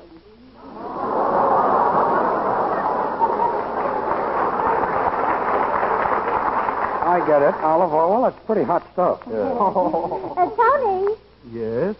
you're playing the part of the mate. You mean I'm the captain's mate? No, you're the captain's wife's mate. Oh. Remember what happened to Jimmy Newell? I'll remember that. Henry, Yep. You're playing the part of an early settler. What's an early settler? Anybody who pays his bills before the end of the month. I see, and I suppose Ken Isles is an Indian. Oh, don't be silly. Does he look like a foreigner? A foreigner? Ken? Yes. Mr. Niles. You can't come in here. There's a broadcast Mr. going on. Niles, wait a minute. Wait a minute. Mr. Well, wait a Niles. minute. What's going on here? Well, I'm Ned Shaw, the butcher. Mr. Niles told me to bring some turkeys up here. He says he'd like to pick one out. Mr. Niles. Wait a minute. I told you to come after the broadcast. Well, certainly, this is no time to try to sell people turkeys right in the middle of a radio show. Certainly. There's no time to sell people ducks or fish. Yeah. I wouldn't even buy a button from you. Take your buttons and get out. Yeah, well... Miss, I'm not selling buttons. Well, what are you selling? Turkeys. How much are they? How much are they? Yeah. Well, you know how high turkeys run. Certainly, they run as high as their hips, and from their hips up, they fly. Wait a minute. Gracie, are we going to buy turkeys, or are we going to do a play? Well, let's flip the butcher and see. Flip the butcher. Well, Tony, this whole thing is in your honor. And don't think that I appreciate it. What did you say? I said, don't think that I appreciate it. That's what I thought you said. Mr. Butcher, there's one thing that always puzzled me. After you cut off a turkey's head, how does he know which end to gobble with? Ken, this is your butcher, so why don't you play with it? Oh, and another thing. Does a turkey gobble or does it cluck?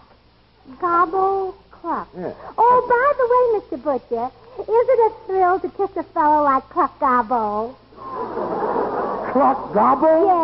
Yes. Cluck Gobble. You people don't want a turkey. What you want is a padded cell. Good night. Well, he certainly got rid of us easy, didn't he? Yes, he did. Well, anywho, getting back to my play at Plymouth Rock, George, you play Captain Burns. I know. We all know our part. But what are you going to use for Plymouth Rock? Oh, don't be silly. Use your head. Henry King will play a medley of Born to Dance. A medley? You know what a medley is? You mean like Tony Martin is madly in love with me? That's what I mean. All right, Henry.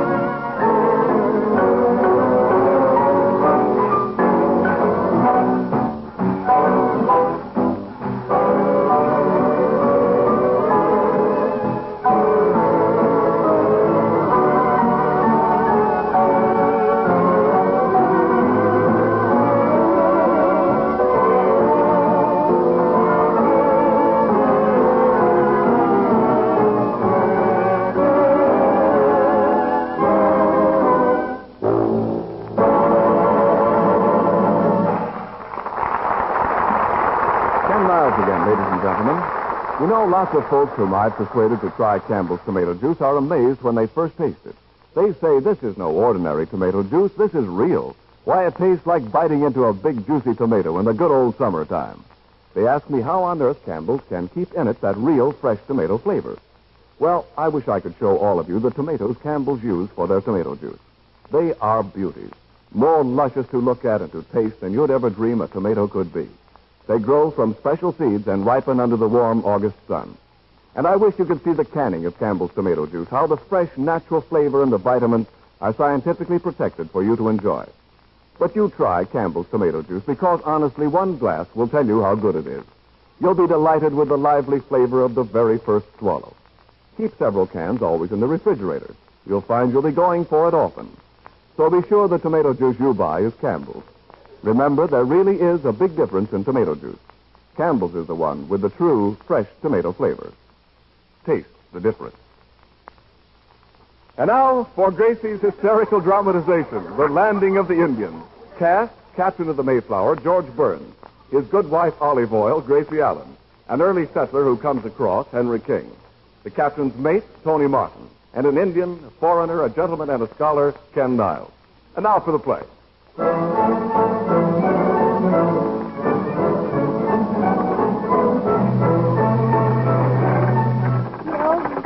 Captain Burns, act. Your ship's in. Well, here goes for some acting. Oh, that's very good. Wait a minute, I didn't start yet. Oh. The Mayflower has landed safely. Men, tie her up to the warp. Tie her up to the what? Warp! Warp! Warp! Somebody throw George a piece of liver. Ahoy there! Make the boat fast. We'd like to disembark. Disembark? Bark! Bark! Warp, warp, warp. Silence! Silence! Captain, behold yon Indians. I cannot leave thy ship without taking my life in my hands. Oh, Captain, if he's going to take his life in his hands, you'll have to carry the suitcases. Hast thou gone nuts, the captain of the Mayflower, carrying suitcases? Well, then, call a redskin. A redskin? You mean a redcap? Well, shiver my timbers if it isn't New England. Come, Captain, let's bustle ashore and see what yon two Indians want. Come, pilgrims, follow thy captain. And when we parley with yon savages, let me do the talking. Do you follow me? No. You don't understand me? Oh, we understand you, Captain. Well, we're not going to follow you. We Puritans can't go into saloons. Silence, my followers. Here are the Indians. Hello, Chief. How? We Indian Chief Customs Officers. My name, Sitting Dawn. My partner name, Standing Hop. Sitting down and standing up? Say, you must be a couple of Indians from the Bronx. Take him easy, white man. What you got in that valise? 'Tis none of thy business. Who dost thou think thou art? White man better keep mouth closed and let me see in suitcase. Oh, Tony, shut your mouth and open the suitcase. You better be careful, mate. Yes, or we will take your scalp, police, and murder you. Scalp, police, murder! Scalp, police, murder!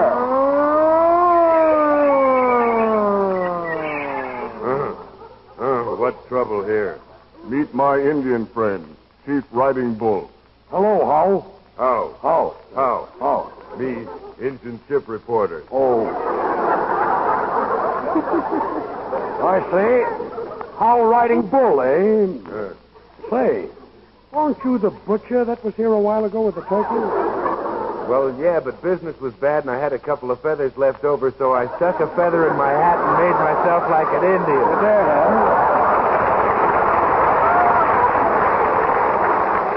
Well, partner, you don't look like an Indian. Well, aside from that, how are you boys doing? Me very happy. Me got no squawk. You got no squawk. Oh, him a bachelor. Yeah, him a bachelor. Me married, but me got no papoose. Oh, yes, you have. You got the silliest looking papoose I ever. Olive oil, have a care. These Indians might be cannibals. You mean our sponsors? Oh, yeah, cannibals, tomato juice. I do commercials. Here comes Trunk. Oh, that's not a trunk. That's our early settler, Henry King. He's only half trunk. Half trunk. Henry King, huh? You cannot bring cantaloupe into this country. Cantaloupe? That's my face. Henry, don't argue. Take it back and bring them cantaloupe. Well, Henry. Well, say something, Henry. Throw him a line. Will somebody throw him a line? Throw him a line. That's fine. The sound man threw a line on the stage. Oh, yeah, my line. Yes. I will pay duty. Dost thou think my face is a luxury? Well, it certainly doesn't look like a necessity. Gracie, instead of your name being olive oil, it should be maple syrup. Why? On account of I'm so sweet? No, because you're a refined fat.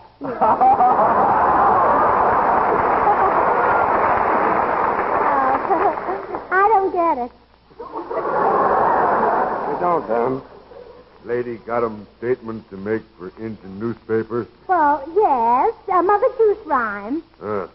Double up. Rhyme. Sing a song of 6 pints. I'm here to introduce you Indian bucks and pretty squaws to Campbell's tomato juice. That's nice. It's a swell drink for Thanksgiving. You Redmen are in luck. A squaw can buy a can for her dime or 10 cans for her buck. 10 cans for her buck. Well, that's the finish, huh? Yeah. Me can't print that for readers. No, but readers you- think me nuts.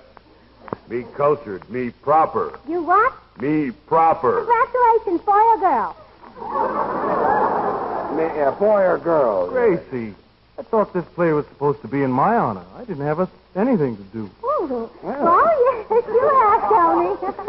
You've got something very important to say right now. What is it? Well, you're supposed to ask me what I'm going to do after the broadcast. Gracie, Then I say, Gracie, what's that got to do with the landing of the Pilgrim? Well, nothing, but if he asks me, it's going to have a lot to do with the landing of Tony Martin, if you know what I mean. I think I know what you mean. All right, Henry.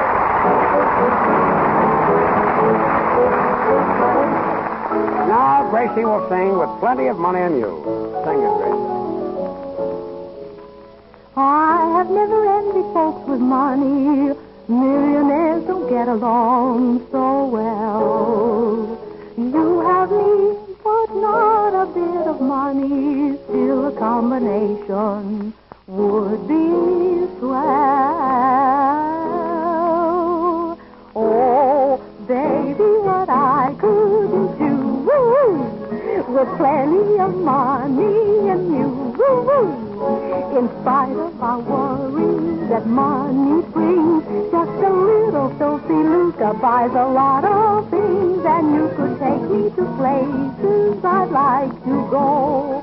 But outside of that, I've no use for dough. It's the root of all evil, of strife and upheaval. But give me that money and you go dig a little deeper. Dig a little deeper. That's the gold digger's lullaby. Oh, I'd like a fur coat that was made of me. I'd like to have vintage champagne to drink.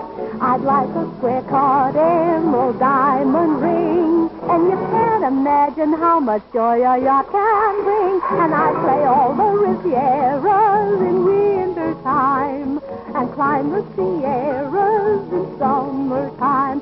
So's the root of all evil, of strife and upheaval. But I'm certain, honey, that life could be sunny. Oh, George, you look funny. Oh, la, la, la, la. I don't know the finish. A happy Thanksgiving. Oh, la, la, la, la, la. Oh, pass me the whitening. Wait a minute. 3 cheers for the Americas. 3 vitamins for Campbell's tomato Wait a juice. minute. Oh, la, la, la, la, la. Good night, everybody. I'll see you next Wednesday. Oh, la, la, la, la, la. Oh, I know the finish. Come on. La, la, la, la, la. This is the Columbia Broadcast. Gracie sure had an unusual way of interpreting historical, or should I say hysterical, events. Please bear in mind that this program was recorded in 1936, a different time in America, and by today's standards, most likely its referrals to Native Americans would not be considered appropriate. So please judge the show in the context of its time. Up next, we'll bring on dessert as we head down to Arkansas in the Jot and Down store to check in on Lum and Abner, right after this message from the Northern Light Webcasting Network.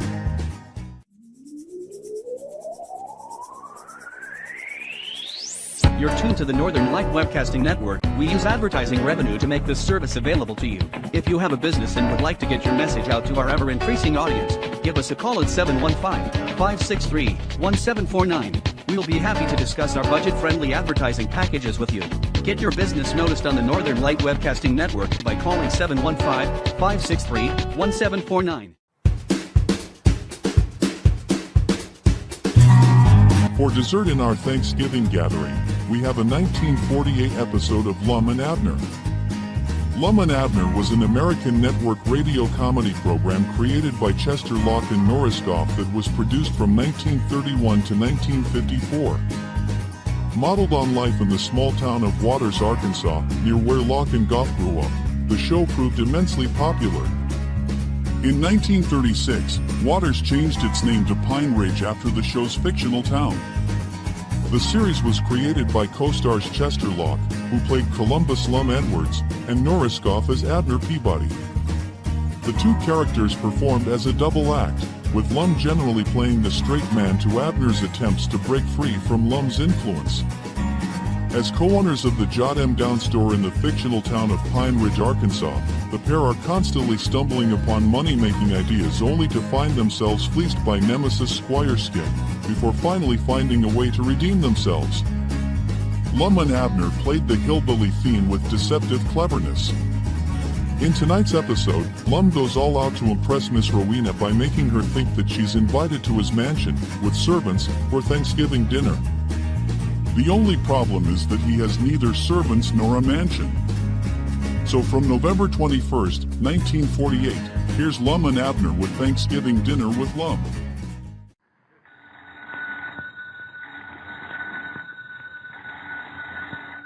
Granny's, Abner. I believe that's our ring. Huh? Frigidaire presents the new Lum and Abner show.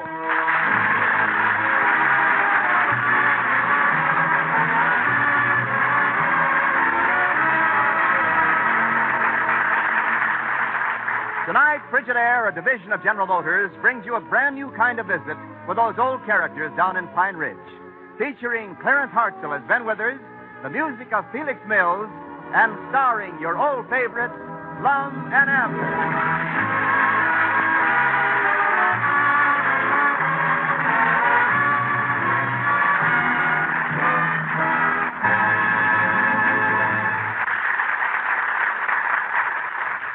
America's #1 refrigerator is Frigidaire. Yes, any way you look at it, America's #1 refrigerator is Frigidaire. #1 in popularity. For more Frigidaire refrigerators serve in more American homes than any other make. #1 in thrilling new advantages, as you can see for yourself at any Frigidaire dealers. And #1 in dependability. For Frigidaire refrigerators are made only by General Motors. And this association of experience with experience, of skill with skill, is your guarantee of lasting satisfaction. So when it comes to a new refrigerator for your home, remember this.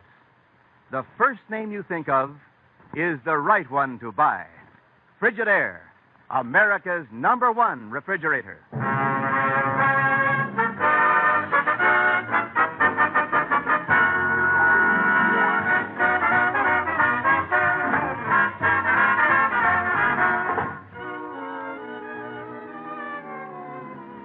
As we look in on the little community of Pine Ridge today, we find the old fellows in their Jot 'em Down store. Lum is talking on the telephone.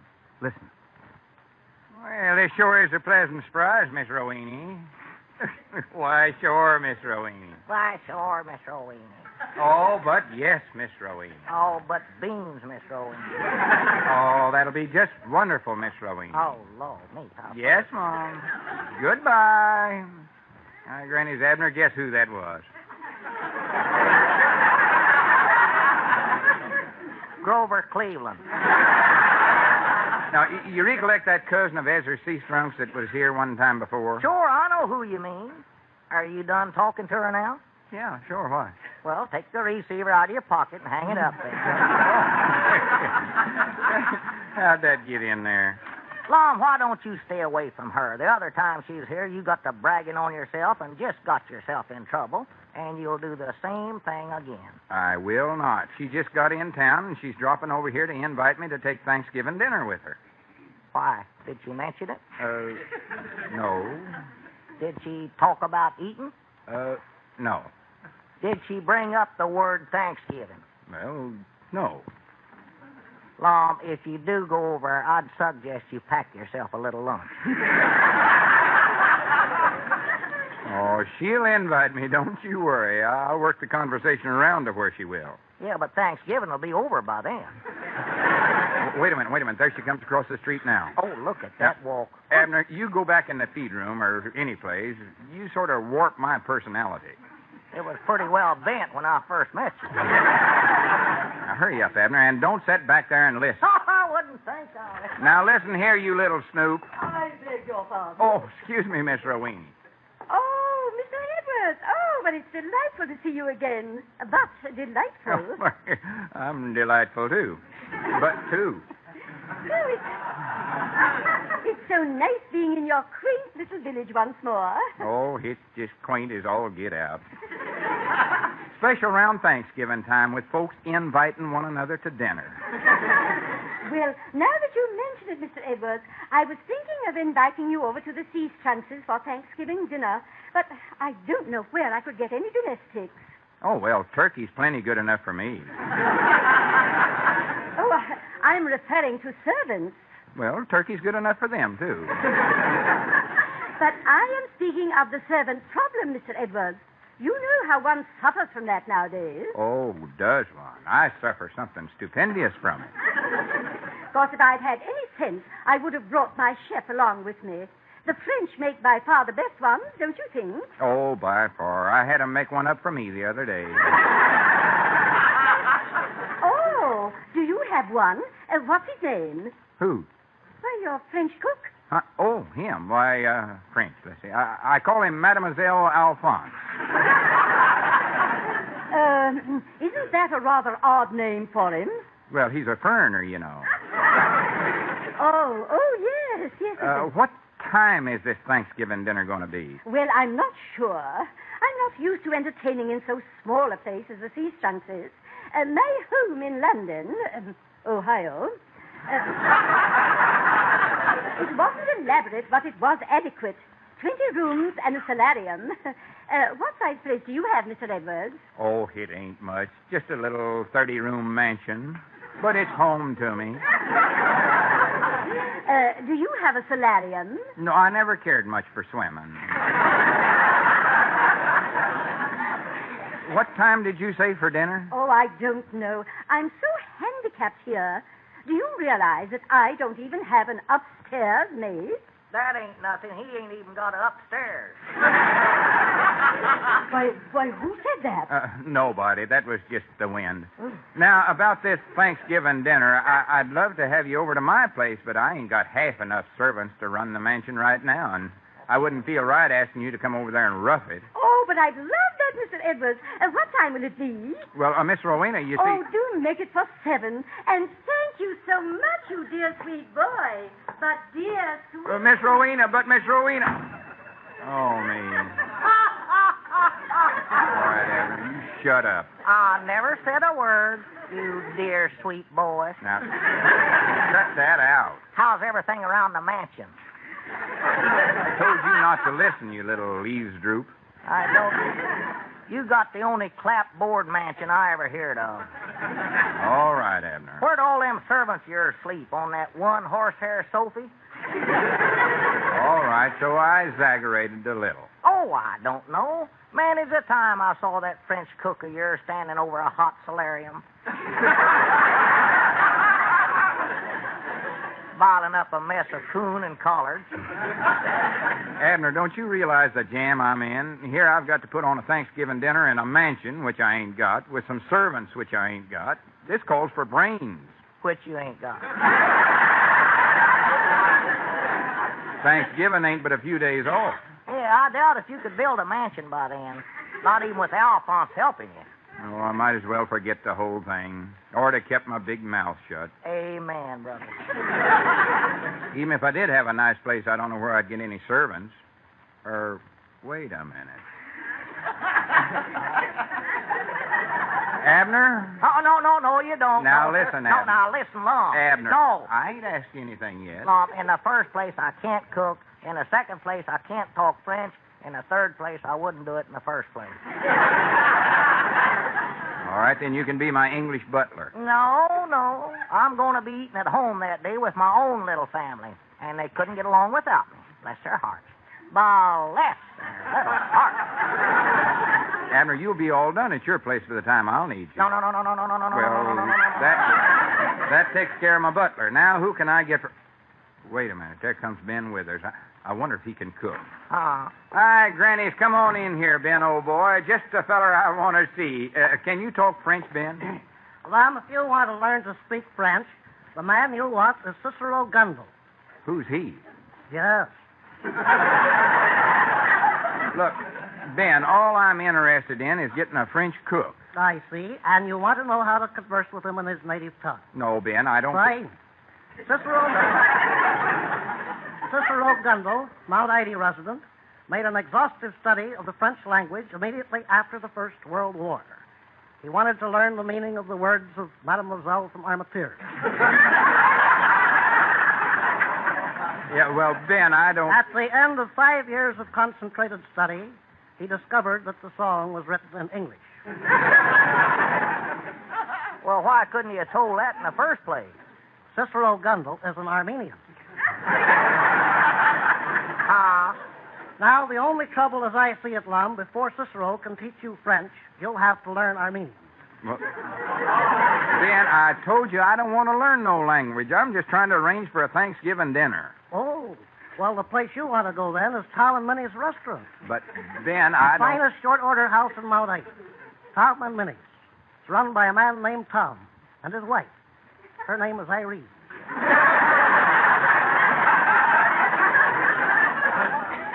Irene? Well, who's Minnie? Fine. On Thanksgiving Day, you can get a chicken fried steak there cut in the shape of a turkey wing. Perhaps you've eaten there, Lum. No, I ain't. Maybe you hit it in 1937. That was the year it was closed up by the Board of Health. Ben, all I'm trying to do is put on this dinner for Ezra Seastrunk's cousin, Miss Roweny. But I need a batch of servants to do it. Now, Abner here's been assigned to the butler job. I never said I'd sign nothing. And I thought maybe you could be my French chef, Ben. Oh, thank you very highly, Lum. But I've been invited over to the Walt Bateses for dinner that day. That is, if they don't go out of town. Wait a minute. Is there a chance the Bateses is going to be gone on Thanksgiving? Doggies, Lum, that would be the place for you to sneak into. It ain't exactly a 30-room mansion, but it's the biggest house in town. Oh, I wouldn't think of such a thing. Hardly. Yeah, call them up and see if they're sure enough going to leave, Ed. Yeah, all right, sure. But don't let on why you want to know for her.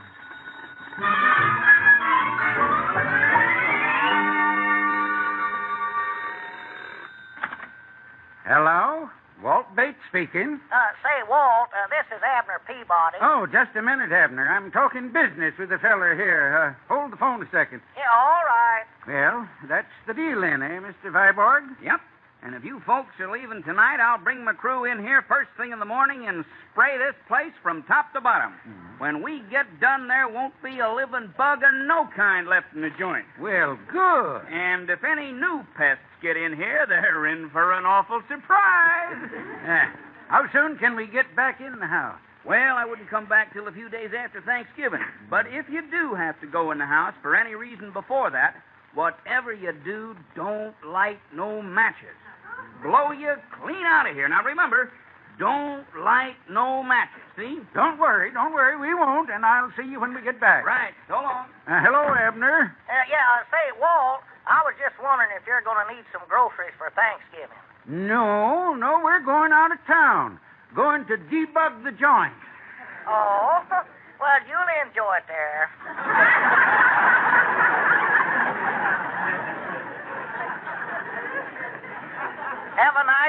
Thanksgiving, and don't hurry back.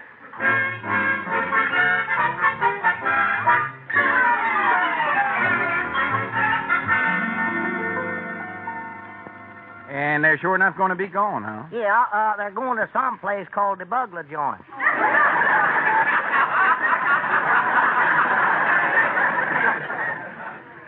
The Butte Junction, perhaps. Well, something like that. Never heard of it. Well, looks like I'm all set then. We'll cook the dinner right over there in Walt's kitchen. Yeah, and build up a nice fire in that big fireplace of his. Yeah. Yes, and light some candles on the dinner table. Oh, wait till Miss Rowena sees all that. Granny's we'll put on the biggest one blowout she's ever been.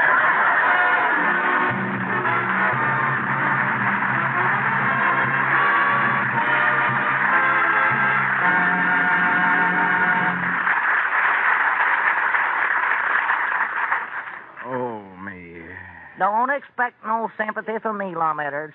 If you think I'm going to help you with your Thanksgiving dinner, you got another thing to come in. Hi, Mr. Edwards. It's Peabody. Happy Thanksgiving. Well, howdy, Mr. Niles.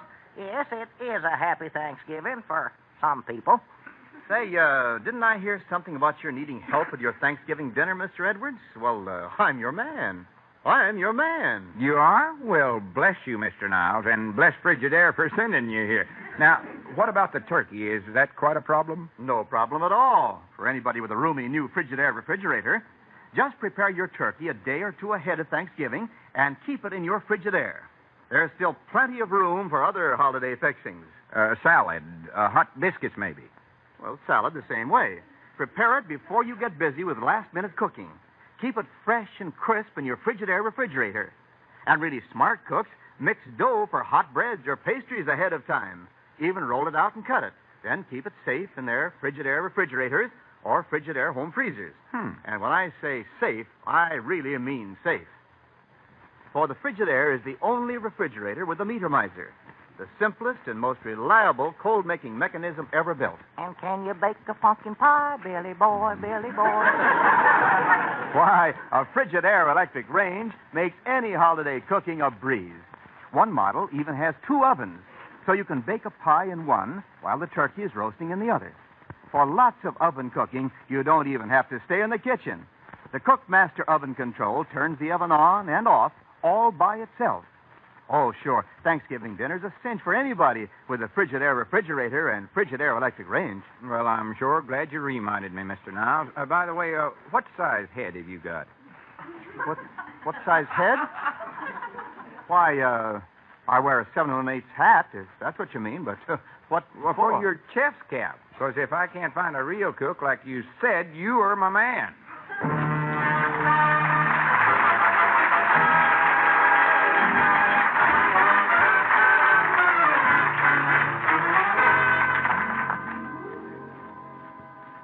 Doggies, Lum.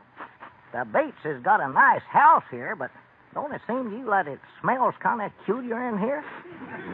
Yeah, it does, but I think when we start the fire in the fireplace, that'll clear everything out of here. You want me to light it now? No, wait till Miss Rowena gets here.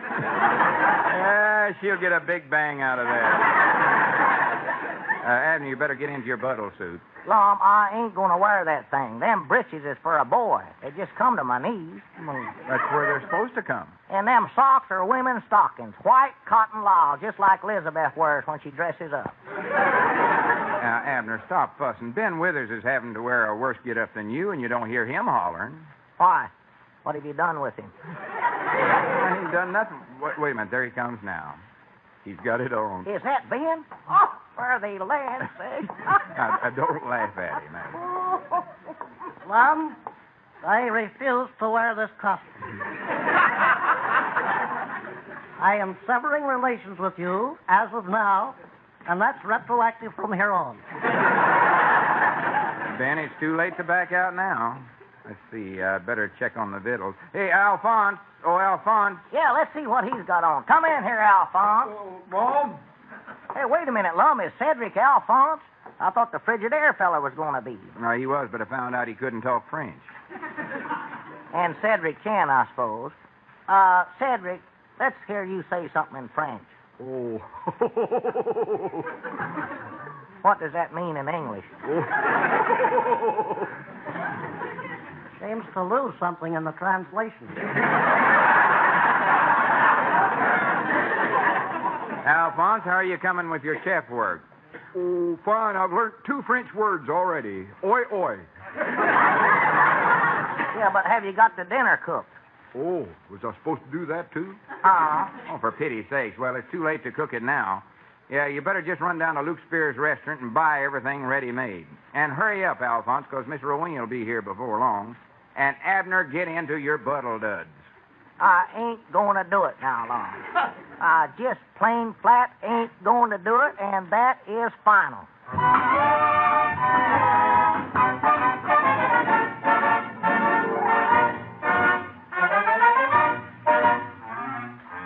Lum, are the seams in my stocking straight? Yeah, they look fine. Might pull them up a little more. Swan, your legs look like 2 ropes with knots tied in them. Well, couldn't I just wear a pair of overalls, be sort of a country butler? No, you're an English butler. Your name's Hawkins. Abner Hawkins? No, just Hawkins. And recollect that I'm a royalty. I'm a duke or a prince or maybe even an earl. I don't know. Now, where did you get that idea? Well, don't forget my name's Eddards. I go back to the King Eddardses of England, I think. I wish you'd go back there right now. So now be sure and call me the Earl and call Miss Rowena something high class like her ladyship or something that'll show her that I'm used to hobnobbing around with the castle crowd. Uh-oh. Hawkins? Yes, your Earlship. I do believe our guest has a roving. I'll get up and let her in. That's your job. I'll flip you to see who does it. Now, listen, Hawkins. I'm a man of few words. When I crook my finger at you, that means come here. Well, I'm a man of few words, too, and when I shake my head, that means I ain't coming.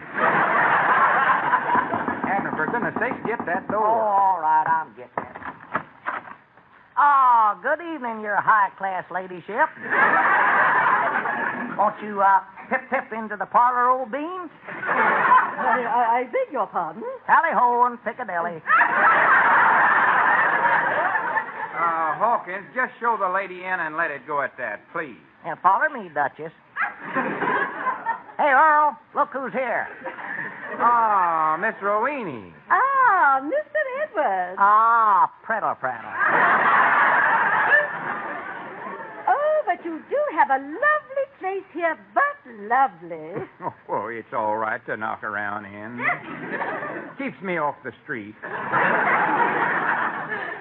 Hawkins, I wonder if you'd mind doing something with my furs. Law, I don't know what to do with them. Little sheep dip wouldn't hurt them.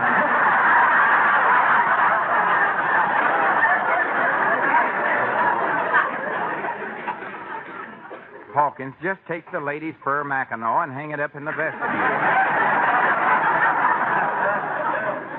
Yeah, I reckon that's the best thing to do. Get it out of sight. Right-ho, bean, tally-ho, and blimey. You know, Mr. Edwards, your man has a rather peculiar accent. Yes, it is peculiar.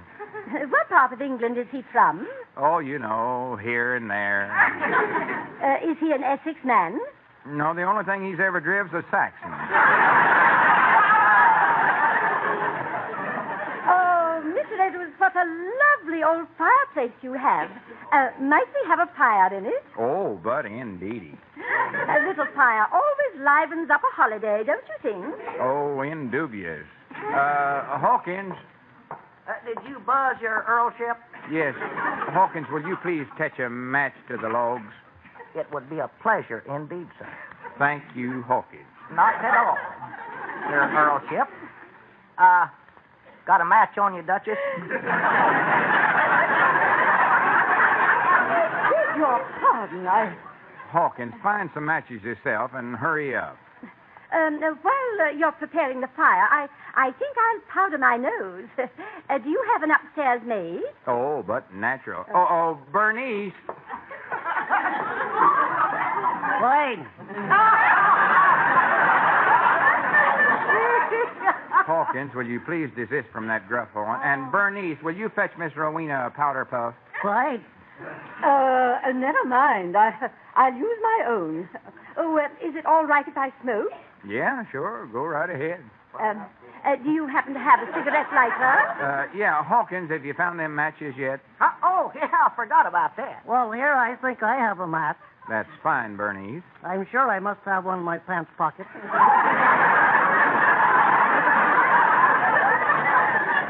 Bernice. What? Oh, my stars, what's the matter with me?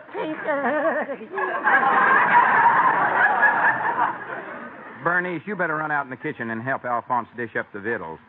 I told him to garnish the plates with a stalk of celery. Now, see that he does it. Why, Hey, I found the matches. You want to fire up, Duchess? Why, yes, thank you. Stand over here.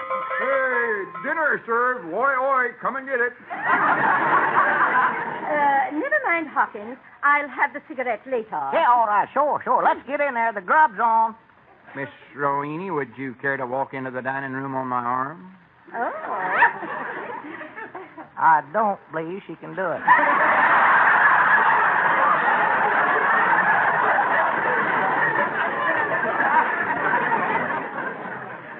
I do hope you've worked up a good appetite, Miss Rowena, because Alphonse has knocked himself out cooking up a batch of high-class French victuals. I hope he has some canapes. Yeah, I got a can of peas, a can of hominy grits, everything. Hawkins, shut up. Huh? Miss Rowena, you sit over there, and I'll sit here. Thank you. Hey, wait a minute here. You ain't set a place for me and Bernice. Of course not. You're the servants, you idiot. Well, I'll be a polka-dotted possum. I dog as if that ain't gratitude for you. Hawkins, just mind your own business. I'm sorry, Miss Rowena. This servant problem of mine is getting worse all the time. Yes, I can see that. Well, let's dive in, Miss Rowena. Oh, Hawkins, come back here and light the candles. It's getting dark in here. Yeah, all right. Don't know where I got strength enough to strike a match, though, as hungry as I am. Mr. Edwards, I hate to bring this up, but my food seems to be all stuck to the plate. That's peculiar. So is mine.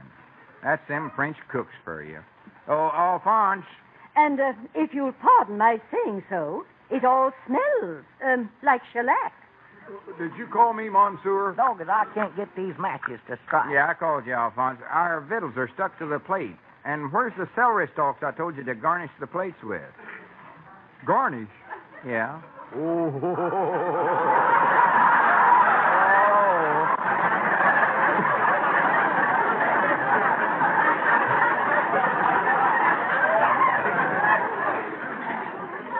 I thought you said varnish. Well, this is dreadful, but positively dreadful. Now, Miss Rowena, don't leave. Oh, must be one match in here to light. Miss Rowena, please don't leave. I can explain this whole mess, and I may as well tell you the truth. Yes? You're going to hate me, but this ain't my house, and these ain't my servants. I ain't nothing at all, and I know you'll never speak to me again as long as you live, and I don't blame you. Why, you dear, sweet boy, going to all that trouble just for little old me. Oh, I think you're wonderful, but wonderful. Huh? Dad blamed these matches. And to prove it, I am going to give you a great big kiss. Oh, no, now, please. Yes, I'm going Miss Rowena, don't. Yes. I don't. Here's one that lights. Oh, Miss Rowena. Miss Rowena.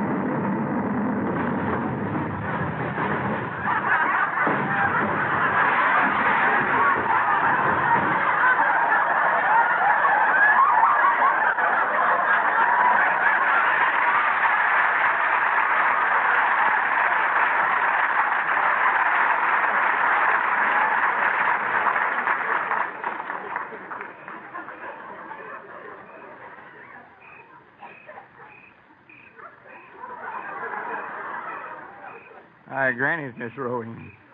Do that again.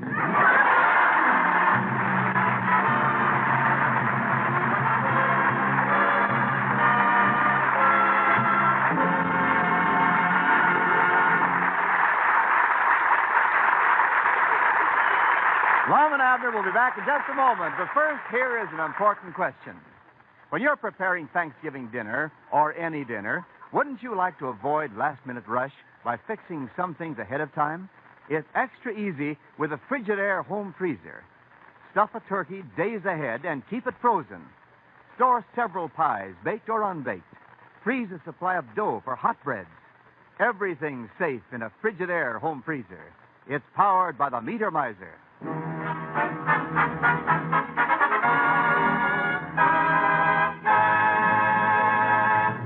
Well, how you feeling by now, Hot Lips? Yeah, a little better, but Granny's Abner, when Walt Bates gets back and sees his house, he's going to hit the ceiling. Hit the ceiling? He'll have to find it first.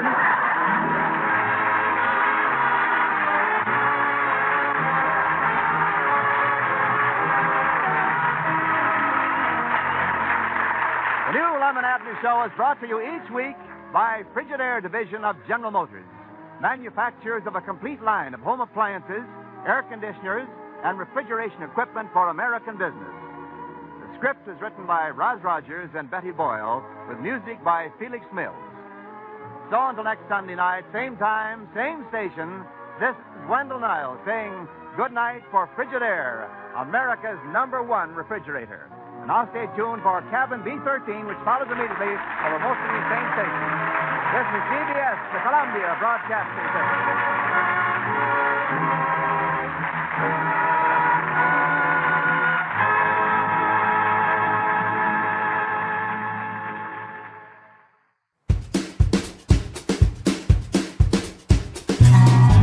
I guess Lum discovered that fessing up to Miss Rowena has its benefits. From November 21st, 1948, that was Lum and Abner and Thanksgiving with Lum. That's going to conclude our Thanksgiving Gathering 2025, but be sure to join my elf friend Crystal from the North Pole on Christmas Eve as the Northern Light Webcasting Network brings you our Christmas gift to you, 2025. I'm Vincent, hoping you have had a happy Thanksgiving, and hopefully I'll be back for another Thanksgiving Gathering in 2026. We at NLWN-TV and NLWN-2 hope you've had an opportunity to reflect on what you have for which to be thankful, and that you enjoyed our Thanksgiving Gathering 2025 featuring some of the finest Thanksgiving-themed old-time radio shows from the golden age of radio. Be sure to join us again on Christmas Eve as we bring you Christmas-themed old-time radio. This has been a production of the Northern Light Webcasting Network.